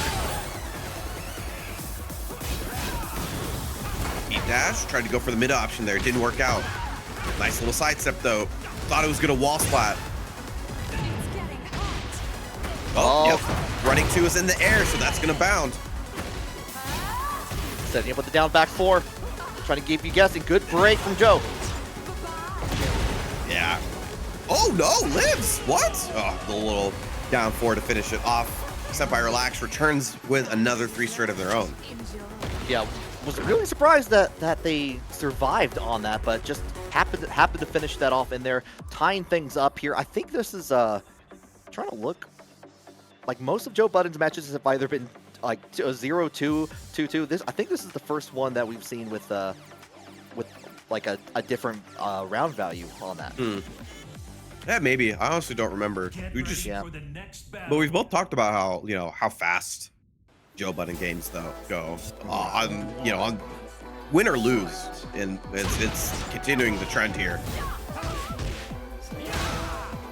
Early on hits from Senpai. Nice sidestep to the left on there. And going to get a little combo on top of that. Going to realign with the tornado into the heat.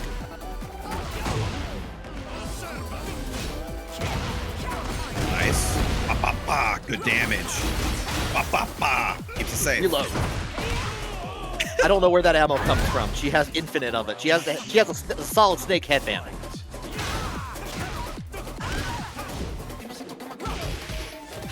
Float?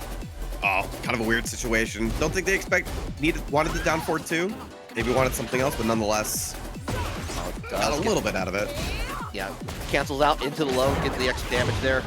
Sidestep into the heat engager from Joe Budden.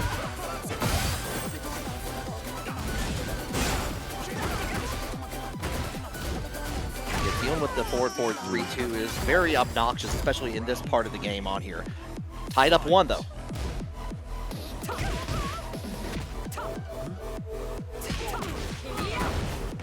Counter hit confirm. No, not quite. Wasn't able to get it, but gotta take advantage of another situation here. Yeah, beautiful duck to get the launch on top of things here. I don't think you're going to get quite to the wall, but you're going to get at least the debuff on there to kind of keep things going with a little bit of a hit. But Joe Budden gets the wall splat, turns things around. Yeah, I'm gonna recover all that gray life afterwards as well. Big deal. Lets it rip on the heat smash once again. Goes low, gonna need one more. Responds quickly, Joe Budden. One more.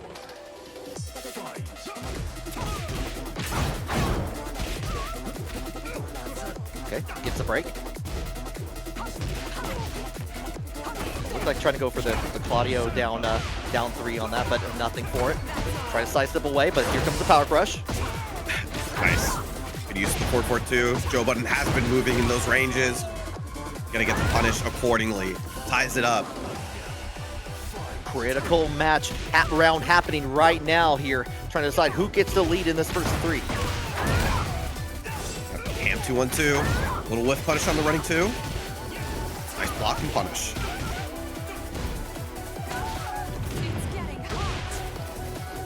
Low doesn't come in time to hit the heat burst. Oh, spin the top. Going into the wall. After the heat dash. That is my God. great. The 2-1-2 turned the combo to the left just enough for him to get the full combo instead of it getting cut short by the wall. So Yeah. he got the full combo, all of the damage, the wall splat still, and then the best wall ender. Yeah, that goes to show just how important positioning is in 3D games, especially in Tekken. That was nuts. Like, he doesn't win unless that happens exactly with that combo. Get ready for the next Yeah, just battle. found the right slot in there, just to thread the needle out in there, which means Joe Budden is going like a 2-1 here, but immediately Senpai relax, not taking that without a fight. Yeah, quick 50% here.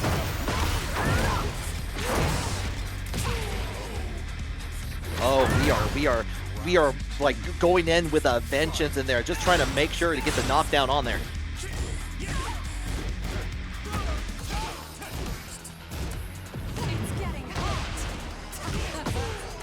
Nice. That has been the option for Joe Budden after the heat burst, usually stepping, so good use of the back 2-2. Tries to sidestep away from it, but does like just tracks just a little bit on there. Into the heat dash, into the wide opener. Testing with these lows, but a break from Joe Budden. Goes ahead with a heat dash.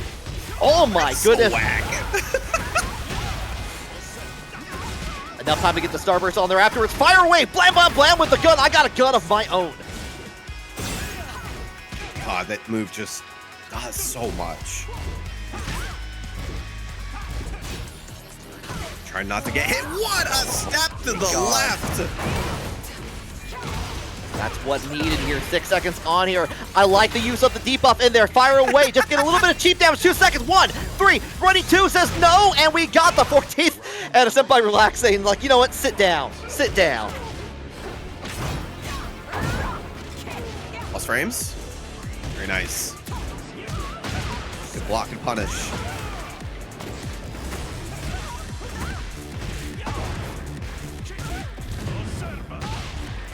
Gonna get to the wall. Oh, this character's wall carry.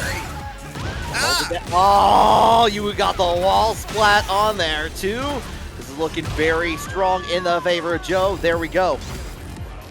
The wall splat game, or the guard crush game there is so annoying.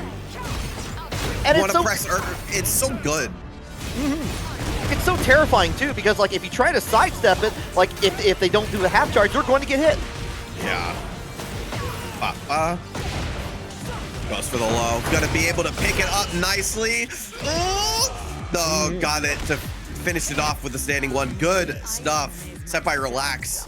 Stopping it before it starts. Felt like Joe Budden had an opportunity to gain some momentum there, but we're gonna need one more. Can we roll back to how smart that was for Senpai to go in with the one option from Hammer Chance, like with the debuff in there, and just kind of keep firing away, knocking down the chip damage just a little bit extra, just to make sure that they had the lead at the time ran out? No, it was pretty good. I didn't expect that, but like, there's a lot of situations where there isn't too much benefit to be shooting Lovely Tom from that far, but in that situation, it gained him an extra second to time out. It was so good. Yeah, actually using the rocket launcher as a rocket launcher. Good combo after the up forward one. Once again, confirming that counter hit. Oh, unfortunately, Heat Smash misses its mark there, but gets the break on there. Going to catch the flow.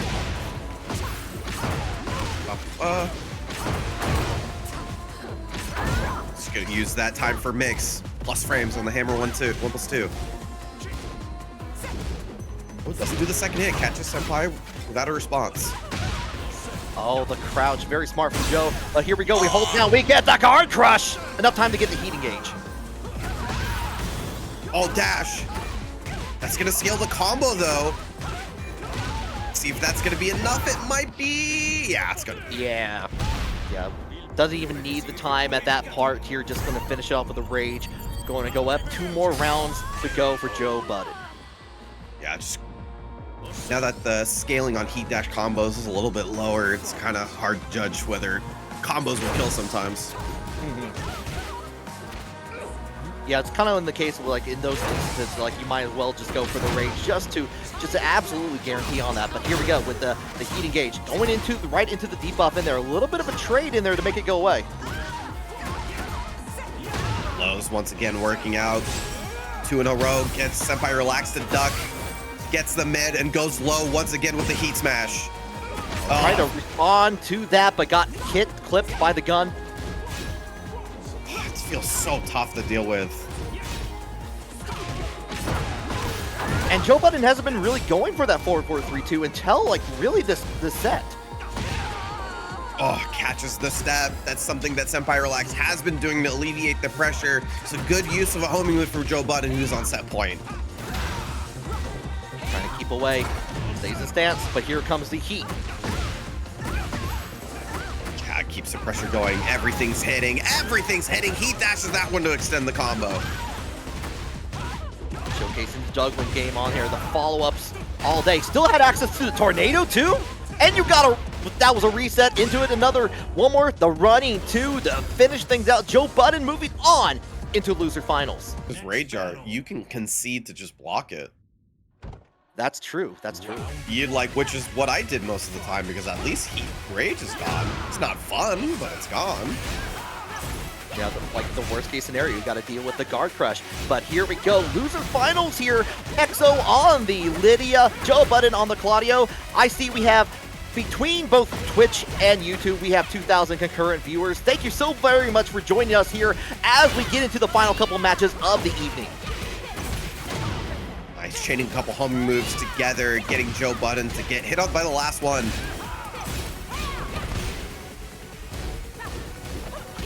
Nice block on here. This is the run back too, and like the last time we was in winter semifinals, EXO got that 2-0 on there. Just very aggressive, was able to turn things around here. But Joe Budden has been on fire the last couple of matches. Somehow snuck a running 2 in there, is able to take the first round. At a moment's notice. Nice, step into Twin Pistons. Realigning for the combo. combo? He whiffed? What? Yeah. Okay, we got the counter hit into the heat engage from XO, but actually misses on the follow-up, and Joe Budden still has access to the heat to use the smash to low on there, and we're holding down Guard Crush. Oh my god. Oh my god, Octagon stage is doing wonders. Nice whiff punish from XO though, in heat, so gonna recover a lot of health back. Oh, wall splat, got the combo too. Got the combo and a little bit of side switch on there, but we get the trace sides on there, and how did that reconnect? Nice duck from XO, oh my god! Oh, the punish! Cat 1! Oh, gonna close the gap, and the down 2. Oh my god, the panic! But Joe Budden's able to close it out. Gets a wild float to begin things out, and XO's taking all the opportunity to get into the wall, slam it down there, the extra damage on top of that with the 3 stocks. Nice stab. Mid. Oh, good. Gets the punish on that. Counter hit. Dash. Gotta get a full combo off this. Yeah, good awareness of the sidewall there. Not extending their combo. Not getting overzealous. Oh my god. Into the launch. This is going to be perfect opportunity for Joe to turn things around here. Get a little bit of life back on here. XO's trying to make sure that doesn't happen, though. Gets a round in their favor. Yeah, XO's been really good at using that down through one to check his opponents who are sidestepping right. Beautiful duck on the running, too. XO been looking out for those quite a bit. And going to get... That's what you were talking about earlier, Sammy. Yep. You get that resplat into the extra damage on top of that. Already have that life bar gone. Yeah, it's so powerful, man. Oh, and XO tried to sidestep, got hit. The danger. Oh my god, caved his head in. The Octagon starring Chuck Norris living up to its name here. Going to get the launch on there with the follow-up on the back 3s all the way into the wall. Second hit, gets the combo off of it. Dash. Oh, good damage here. Oh. Feels like the first time I've seen that responded to correctly, but gonna recover some health with the back 1. Oh. Incredibly critical. Got that health and got a wall splat on top of that, but is next to the wall. Goodbye, great health. No! Step forward, 1+2. Got the counter hit and the kill. Joe Budden will take the first game. And then she doesn't get the stock, which you don't even get to do that anymore. Oh yeah, no, that's a good point. Like now you have better reward for it in the new season. Round start, we're going. Joe Budden already getting a heat engager. We got the crumple on there. We're going to get into the heat engage. We're going to get to the wall thanks to that tornado on top of that. We're not going to explode it just yet, though. We're going to get a little bit off axis. Goes for the blockable of her own. Nice! Again, using the 4-2-4 when the opponent has a wall to the right of them so you can get an extended combo. Yeah, that is just an incredibly important use of the stage. That's just great situational awareness. Okay, with the back 3, check, nice duck on there, but we get the launch from Joe Budden here. Going to get to the wall, the non-exploding kind. Good damage here. Wake up low. Oh no, ducks under the quarter forward 4. Oh, and that's gonna be aligned just enough to get the wall explosion and the kill. Yeah, just like with a beeline towards it, tying up the rounds.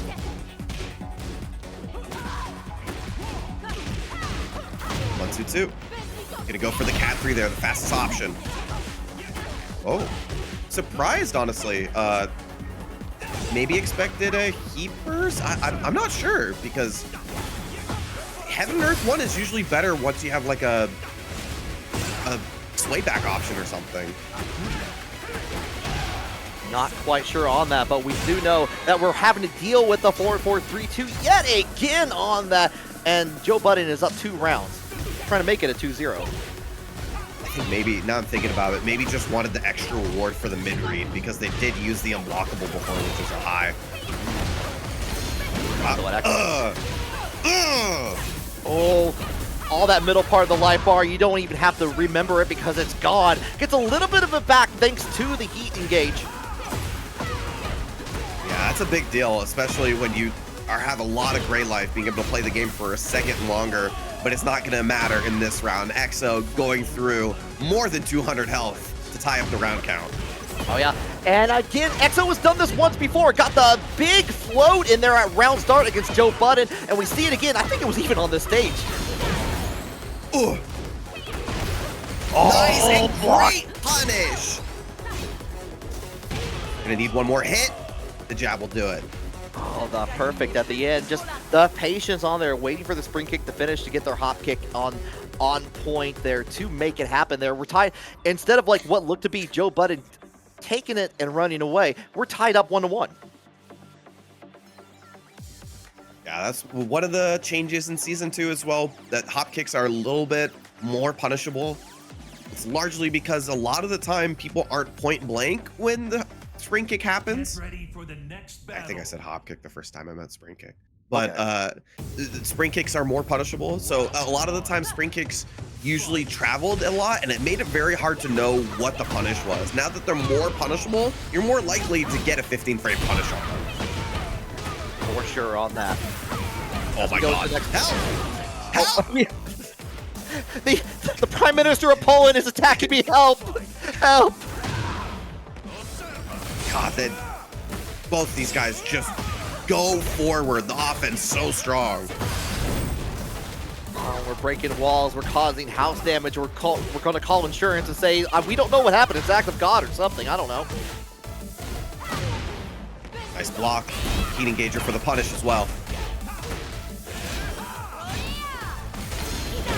Cancels out, but here we go. We're at 3 stocks already. It's only like second round.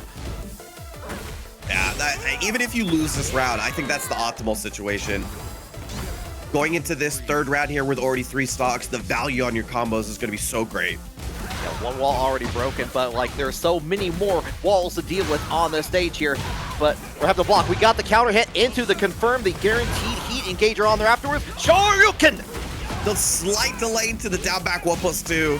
Catch it, XO. Oh, the step around though. Ooh, and we get the pickup too?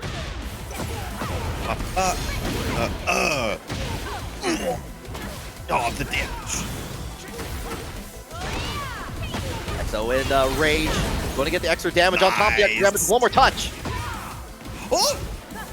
Oh, blocked it still! Oh. Second hit will get it after the blocked back 3. Great stuff, Joe Budden trying to go up a game. Back 3. But here we go with the launch from Lidia, from EXO. Oh, didn't get it. And there goes your gray life.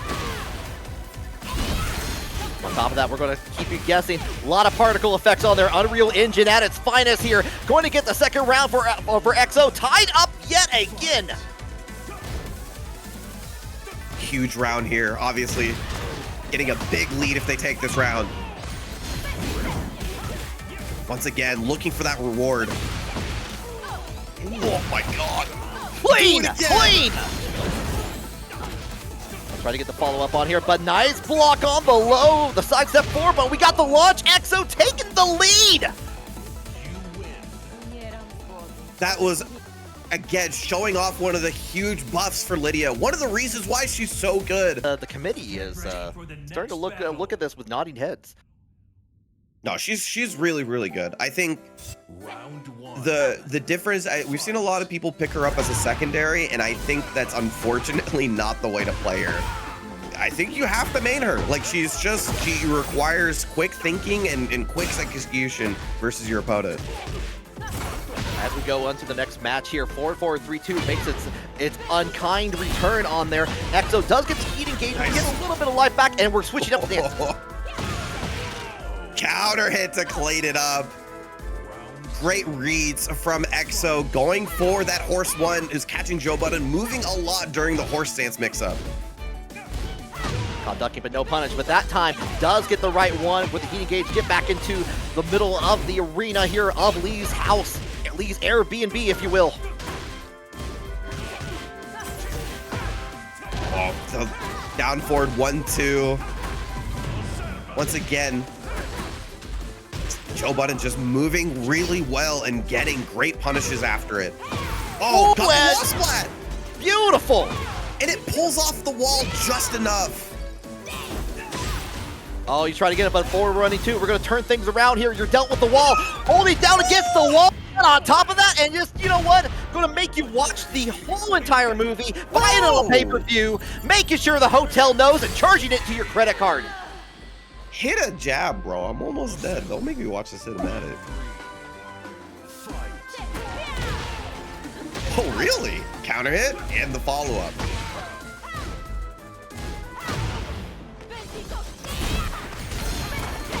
Changing the set, but here comes Power Rush. Oh, we're bouncing like a basketball. No! The misses. Oh no!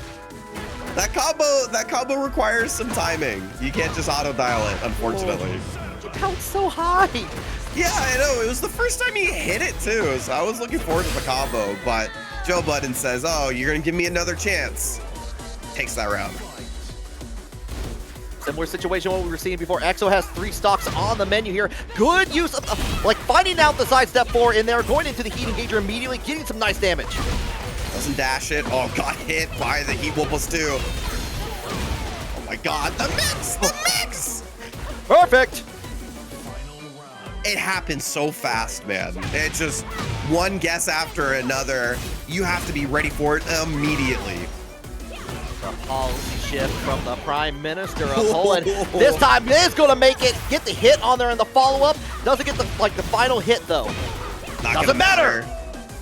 2 perfects in a row to take the set, and EXO gonna be moving on to grand finals. Here, this is going to be EXO trying to fight already in the, what I can tell, someone in chat can correct me if I'm wrong. I don't think EXO has got anything higher than 3rd place here, so it's already beat that out. But can they take this TNS over Tomoriru? Let's find out. It's a good way to start with a lot of momentum here. Trade with the Power Crush. Still, advantage for EXO. Time to find an opportunity to get some stocks going. No, not gonna go for it that time. Dashes that combo. Oh, we go with the Fireman's Carry! Oof. Oh, try to get the whiff punish on the 4-4-2. Keep a plus. Nice punish. Back 1. Been a pretty consistent ender for EXO. A lot of people have actually been getting hit by EXO's back 1. Yeah, but not this time around. Like, got caught on the float. Tomoriru going to take full advantage of that. Carry all the way into the corner in the gentle arms of King. Yeah, we saw that in Winners Finals. Going to use that back 1-2 a lot just in case Lidia's in the air. Gonna get it, able to get a tornado in those situations. Oh, on the back. Going to get a real line with the heat dash. Very nice. Wasn't able to get the full combo. Gets a great punish. I feel like that's the first time we've seen that option from EXO, and Tomoriru was ready for it. Catches on it. Here comes the giant swing. Let's have a little bit of fun. Good break. Tomoriru's back against the wall. There you go. Gonna get it that time. Resplats with the back 4. Very nice. Oh, EXO is on fire right now. Counter hit confirmed. Oof. Well timed with the toe kick. Trying to kick with the mid. Counter hit, a gauge of their own. Nice block. Defense for Tomoriru has been really good, but it needs to lead into a round win. I like the cancel out of there, but here we go. Counter hit, giant swing. This might be enough. Yes, it is. Oh, you got the wall? How did he hit the wall, How did you get the wall? Where was that wall? That wall jumped out in front of me. Can he choose where he throws them now? That's nuts. I mean, Baccarat comes down from the sky in what looks like a wall. Maybe he has that technology. Oh, God. Terrifying. Oh, my God. I hate this so much. Bro, you break so many throws. You're like, I can break throws. Do another option. No, here's another throw. Boom goes the dynamite on here. Going to give Tomoriru a chance. Here comes the run into the low afterwards. Good option. Oh, can get the punish. Yeah. Unfortunate. Unfortunate indeed here. 2 up in here. First match of Grand Finals already showing up to be a good set. Jaguar hook. Jaguar hammer. Oh, the Shining Wizard. Cinematic Shining Wizard for your pleasure on top of things here. But we go in. We're breaking the giant swing. We don't want to see that wall. Level 3. +6. Nice sidestep block there. Getting some space, but doesn't go away from the mix. Oh, misses on the final one, but nice duck from XO. Plus frames. Plus frames. Nice, 4-4-2. Yeah. Tried to get up away from the down 1+2. Great read from XO and stops what happened in winners finals and gonna take the first game. Yeah, already a good spot to be in, but this is, as you know, if you've been watching any amount of tournaments here, this is double elimination. Like, XO has to win both sets in here. Has to put Tomo into losers alongside XO and make it happen yet again. That's a tall order for what Tomohiro has been doing to the entire bracket. Yeah, but it's already better, right? Like, we saw in winners finals, it was almost a similar situation where, like, XO was 2 up and then Tomohiro pulled it all the way back. Like, right. Be able to stop that bleeding, definitely, like, especially after thinking about what winners finals was, should give you a lot of confidence in the set. Yeah, a very good position to be in for sure. And they did that without the level 3 stocks early, which is kind of what you want to go for, but XO's still able to close her out the game that way. Put an extra hit on there, but this time calling out the dash in there. I like that option. Yeah, going for an option that will tornado just in case he's in the air. That was very smart. Okay, we're back in, breaks the Shining Wizard. XO has been breaking a lot of those, like, for the most part, especially in winners finals, so it's just been kind of ready for it. It's just been the giant swings that has been the problem.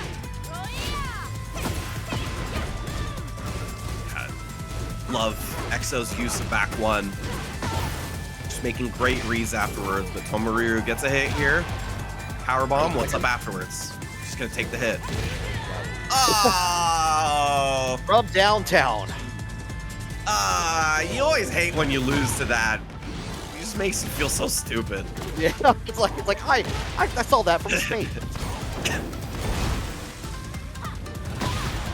Oh, easiest whip punish in the game. Press a button. Quick 60 damage. Yeah, so hard to get away from that too, especially when you're up against the wall like that. That's the quick 2 so far with the perfect on top. Not what you want to see after taking a grueling game 1 for Tomohiro to get so much momentum. We're getting the grab. Ticket to ride. Oh, no, didn't get the punish.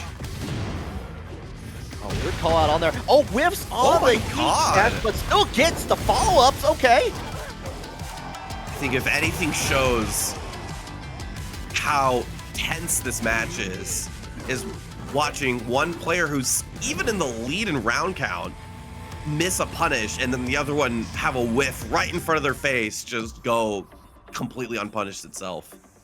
Yeah, like especially too scared. I mean, like with King especially, there's the fear of the heat smash immediately after too that you have to worry about there. Like it's a real fear.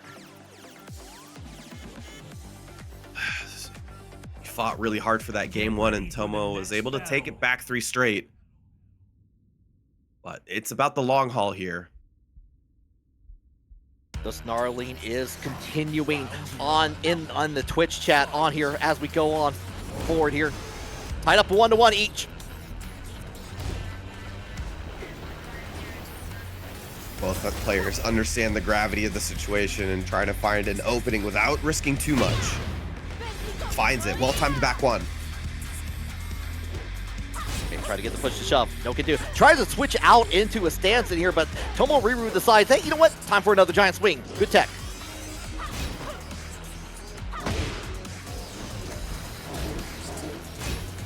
Yeah, wasn't able to get a counter hit confirm off of the down 4-2. Usually the cat 3 is the answer there.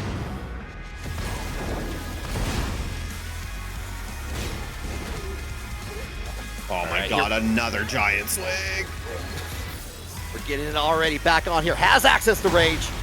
But you know what? Bounce like a basketball. We don't even need a goal. We're just going to slam it down. Got the refund from getting the throw, and he gave him enough time to get the heat smash off and take the round.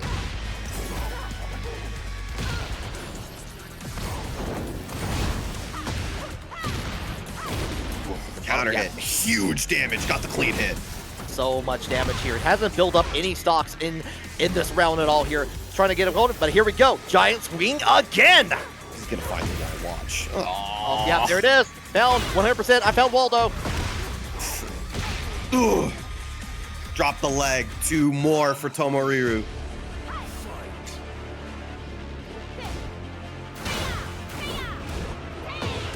Nice. Gets the knock on the second hit of that string and going to get a launch for the trouble. Yeah, that's the weakness to the string. Very good versus Lidia for how many times she puts herself slightly airborne, but if you block and punish it, it'll be a lot of damage. And yeah, cinematic giant swing time on that here. More than half, but we get the hit in the midair. Hello! Just the 4-4 1 plus 2 is a wall ender. I wonder if they didn't know how many wall hits they had. A little bit of unsureness here, but we might see another wall to help things out again. EXO finally getting on the board in this match. Yeah, that was a good round. A round that you needed. If you can do something like Tomoriru did in the first set and pull it back 3 straight, it'll feel real good for having to go the distance. Mid into the low, trying to sidestep away, keeping Tomoriru on the wall. The pressure that EXO's putting with the back one, asking for responses for Tomoriru, and finally getting a launch. Yo, HD Gaming Group rating with a party of 72. Thank you so very much. You're just in time for grand finals here. Tied up 1-1 each between EXO and Tomoriru. Said great response. No stocks, but it hasn't mattered. EXO's made great decisions. Woo-hoo-hoo! No way he threw in that situation. Oh! And we got the crumple. We're going to pick up on that. Pick it up, pick it up, pick it up. Oh, didn't get the Browns. I got to throw my own. Gonna get the wall. Yes, you are. Oh, that's a lot of damage. Oh, got the wall split. Oh, my God. Oh, my God, the damage. Ooh, down 3. Oh, the block. My God. The block on the low, giving EXO life.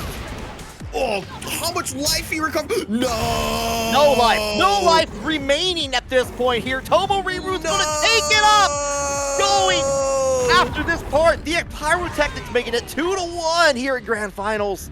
You felt it. You felt it in your bones that EXO was gonna make it 3 straight back. The thumbs down says it all. Yeah, Tomoriru only needs 1 more.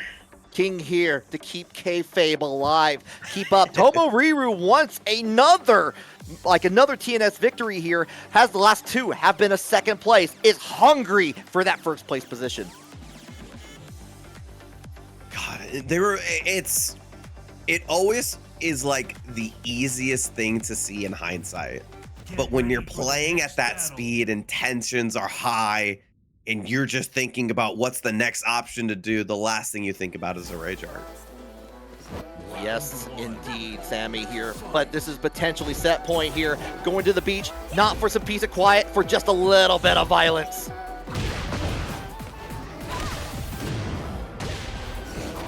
Yeah, gonna go for the Oki Ender there. Nice block. Good pickup as well. I like the combo. And doing the perfect input too. Oh, this guy's nice. This guy's nice. Yeah, just showing off for the camera for sure on that. Keeping up with the mids. Oh, giant swing. Hey, hey, hey. I feel like we need to, if every time Tomo's on here, we just need a giant swing counter. We just need that at the bottom corner of the screen just to keep up. Follow the bouncing giant swings.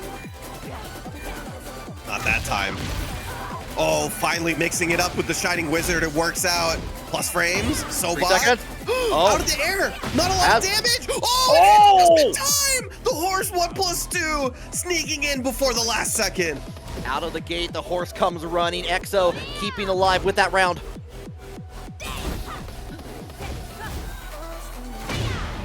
Oh, back one. Unblockable. Jaguar hook, Jaguar hammer. That's a sequence Tomoryu's gone for time again. Nice combo. Got the 2 stocks on deck, has a little bit of heat to work with, but we got the duck again on the second hit of that string. Going to get the launch on here, 2 up. And it was a perfect combo. Not only got the kill, but got an extra stock going into this last round needed. Incredibly critical stock at this. That, like Tomo going for the arm breaker, the triple arm breaker. Nice. Yeah, EXO's been going for that full charge pretty often. Good response from Tomoryu. Breaking some ankles, making sure you stay on the ground. Here comes the heat. Goes for the mid again. Nice. Plus frames. Just gonna create some space with it. Oh, God, went for the kill. A little bit of distance. Oh, the crumple! Good opportunity. Resplat. Oh my God, the damage. The 3 stocks coming into play yet again here. 9 seconds, and get the pit, the follow-up on the ground. Way. The 1-2-4. Making the mark here. EXO wants to make sure we get a reset potentially happening here and have a few more games. I don't think I've seen that work once today. But it finally did. It worked when he needed it. And we're tied up 2-2. Just at the critical moment there. The potential for a reset or an ending is approaching us right now at the secluded training ground. God, this is a good set. God, this TEKKEN's so sick, man. Oh my God. Oh, show him the world. What's up? I can show you the world. Get the follow-up. Oh, we're going for the low, and here comes Giant Swing yet again. Let's have a little fun. Yeah, cool. 3 hits, 4 hits. That's a quick 75%. No big deal. And a whiff punish. Easiest whiff punish in the game. Tomoryu will take the first one. 2 more rounds to go. Side steps on the shove. I think whatever happens, if you're a Lidia player, you gotta watch EXO. How he uses back ones. It's pristine. Ooh, doesn't finish the string. I don't know if that was on purpose. You do have to input that move pretty quickly. Huge damage. Gets a stop. Next to the brick wall. Keeping it cold. Keeping the pressure. Ooh. Ooh, great response. Tried to go a little bit farther on that mix. Good, got the DDT. Break. Worked out better because you actually got away from the wall with that giant swing, but you did not get away from the heat smash. Oh, my blood. Down forward 1. Oh, no, confirm. Scary times, 10 seconds. Oh my God! No, stop trying to throw me! Oh, the back one! Oh! Dude, I'm telling you, he has the best back one in the game! Making me a believer for absolute certain on this. Does get the hit. Now wall splat here, but immense pressure. A lot of chip. Oh, he straight up went through all of the stances to get to Wolf 4 right in front of his face. EXO took some lessons to heart again. Ducked on the second hit of the string. Got the launch, and now we are on potential reset point. He'd already activated. Tried to go for kill there. Running 3. Cancels out the heat. Gonna keep it on there. Shining Wizard. 3-2-2. Gonna heat dash. Try to create some space. Oh, the hop knee.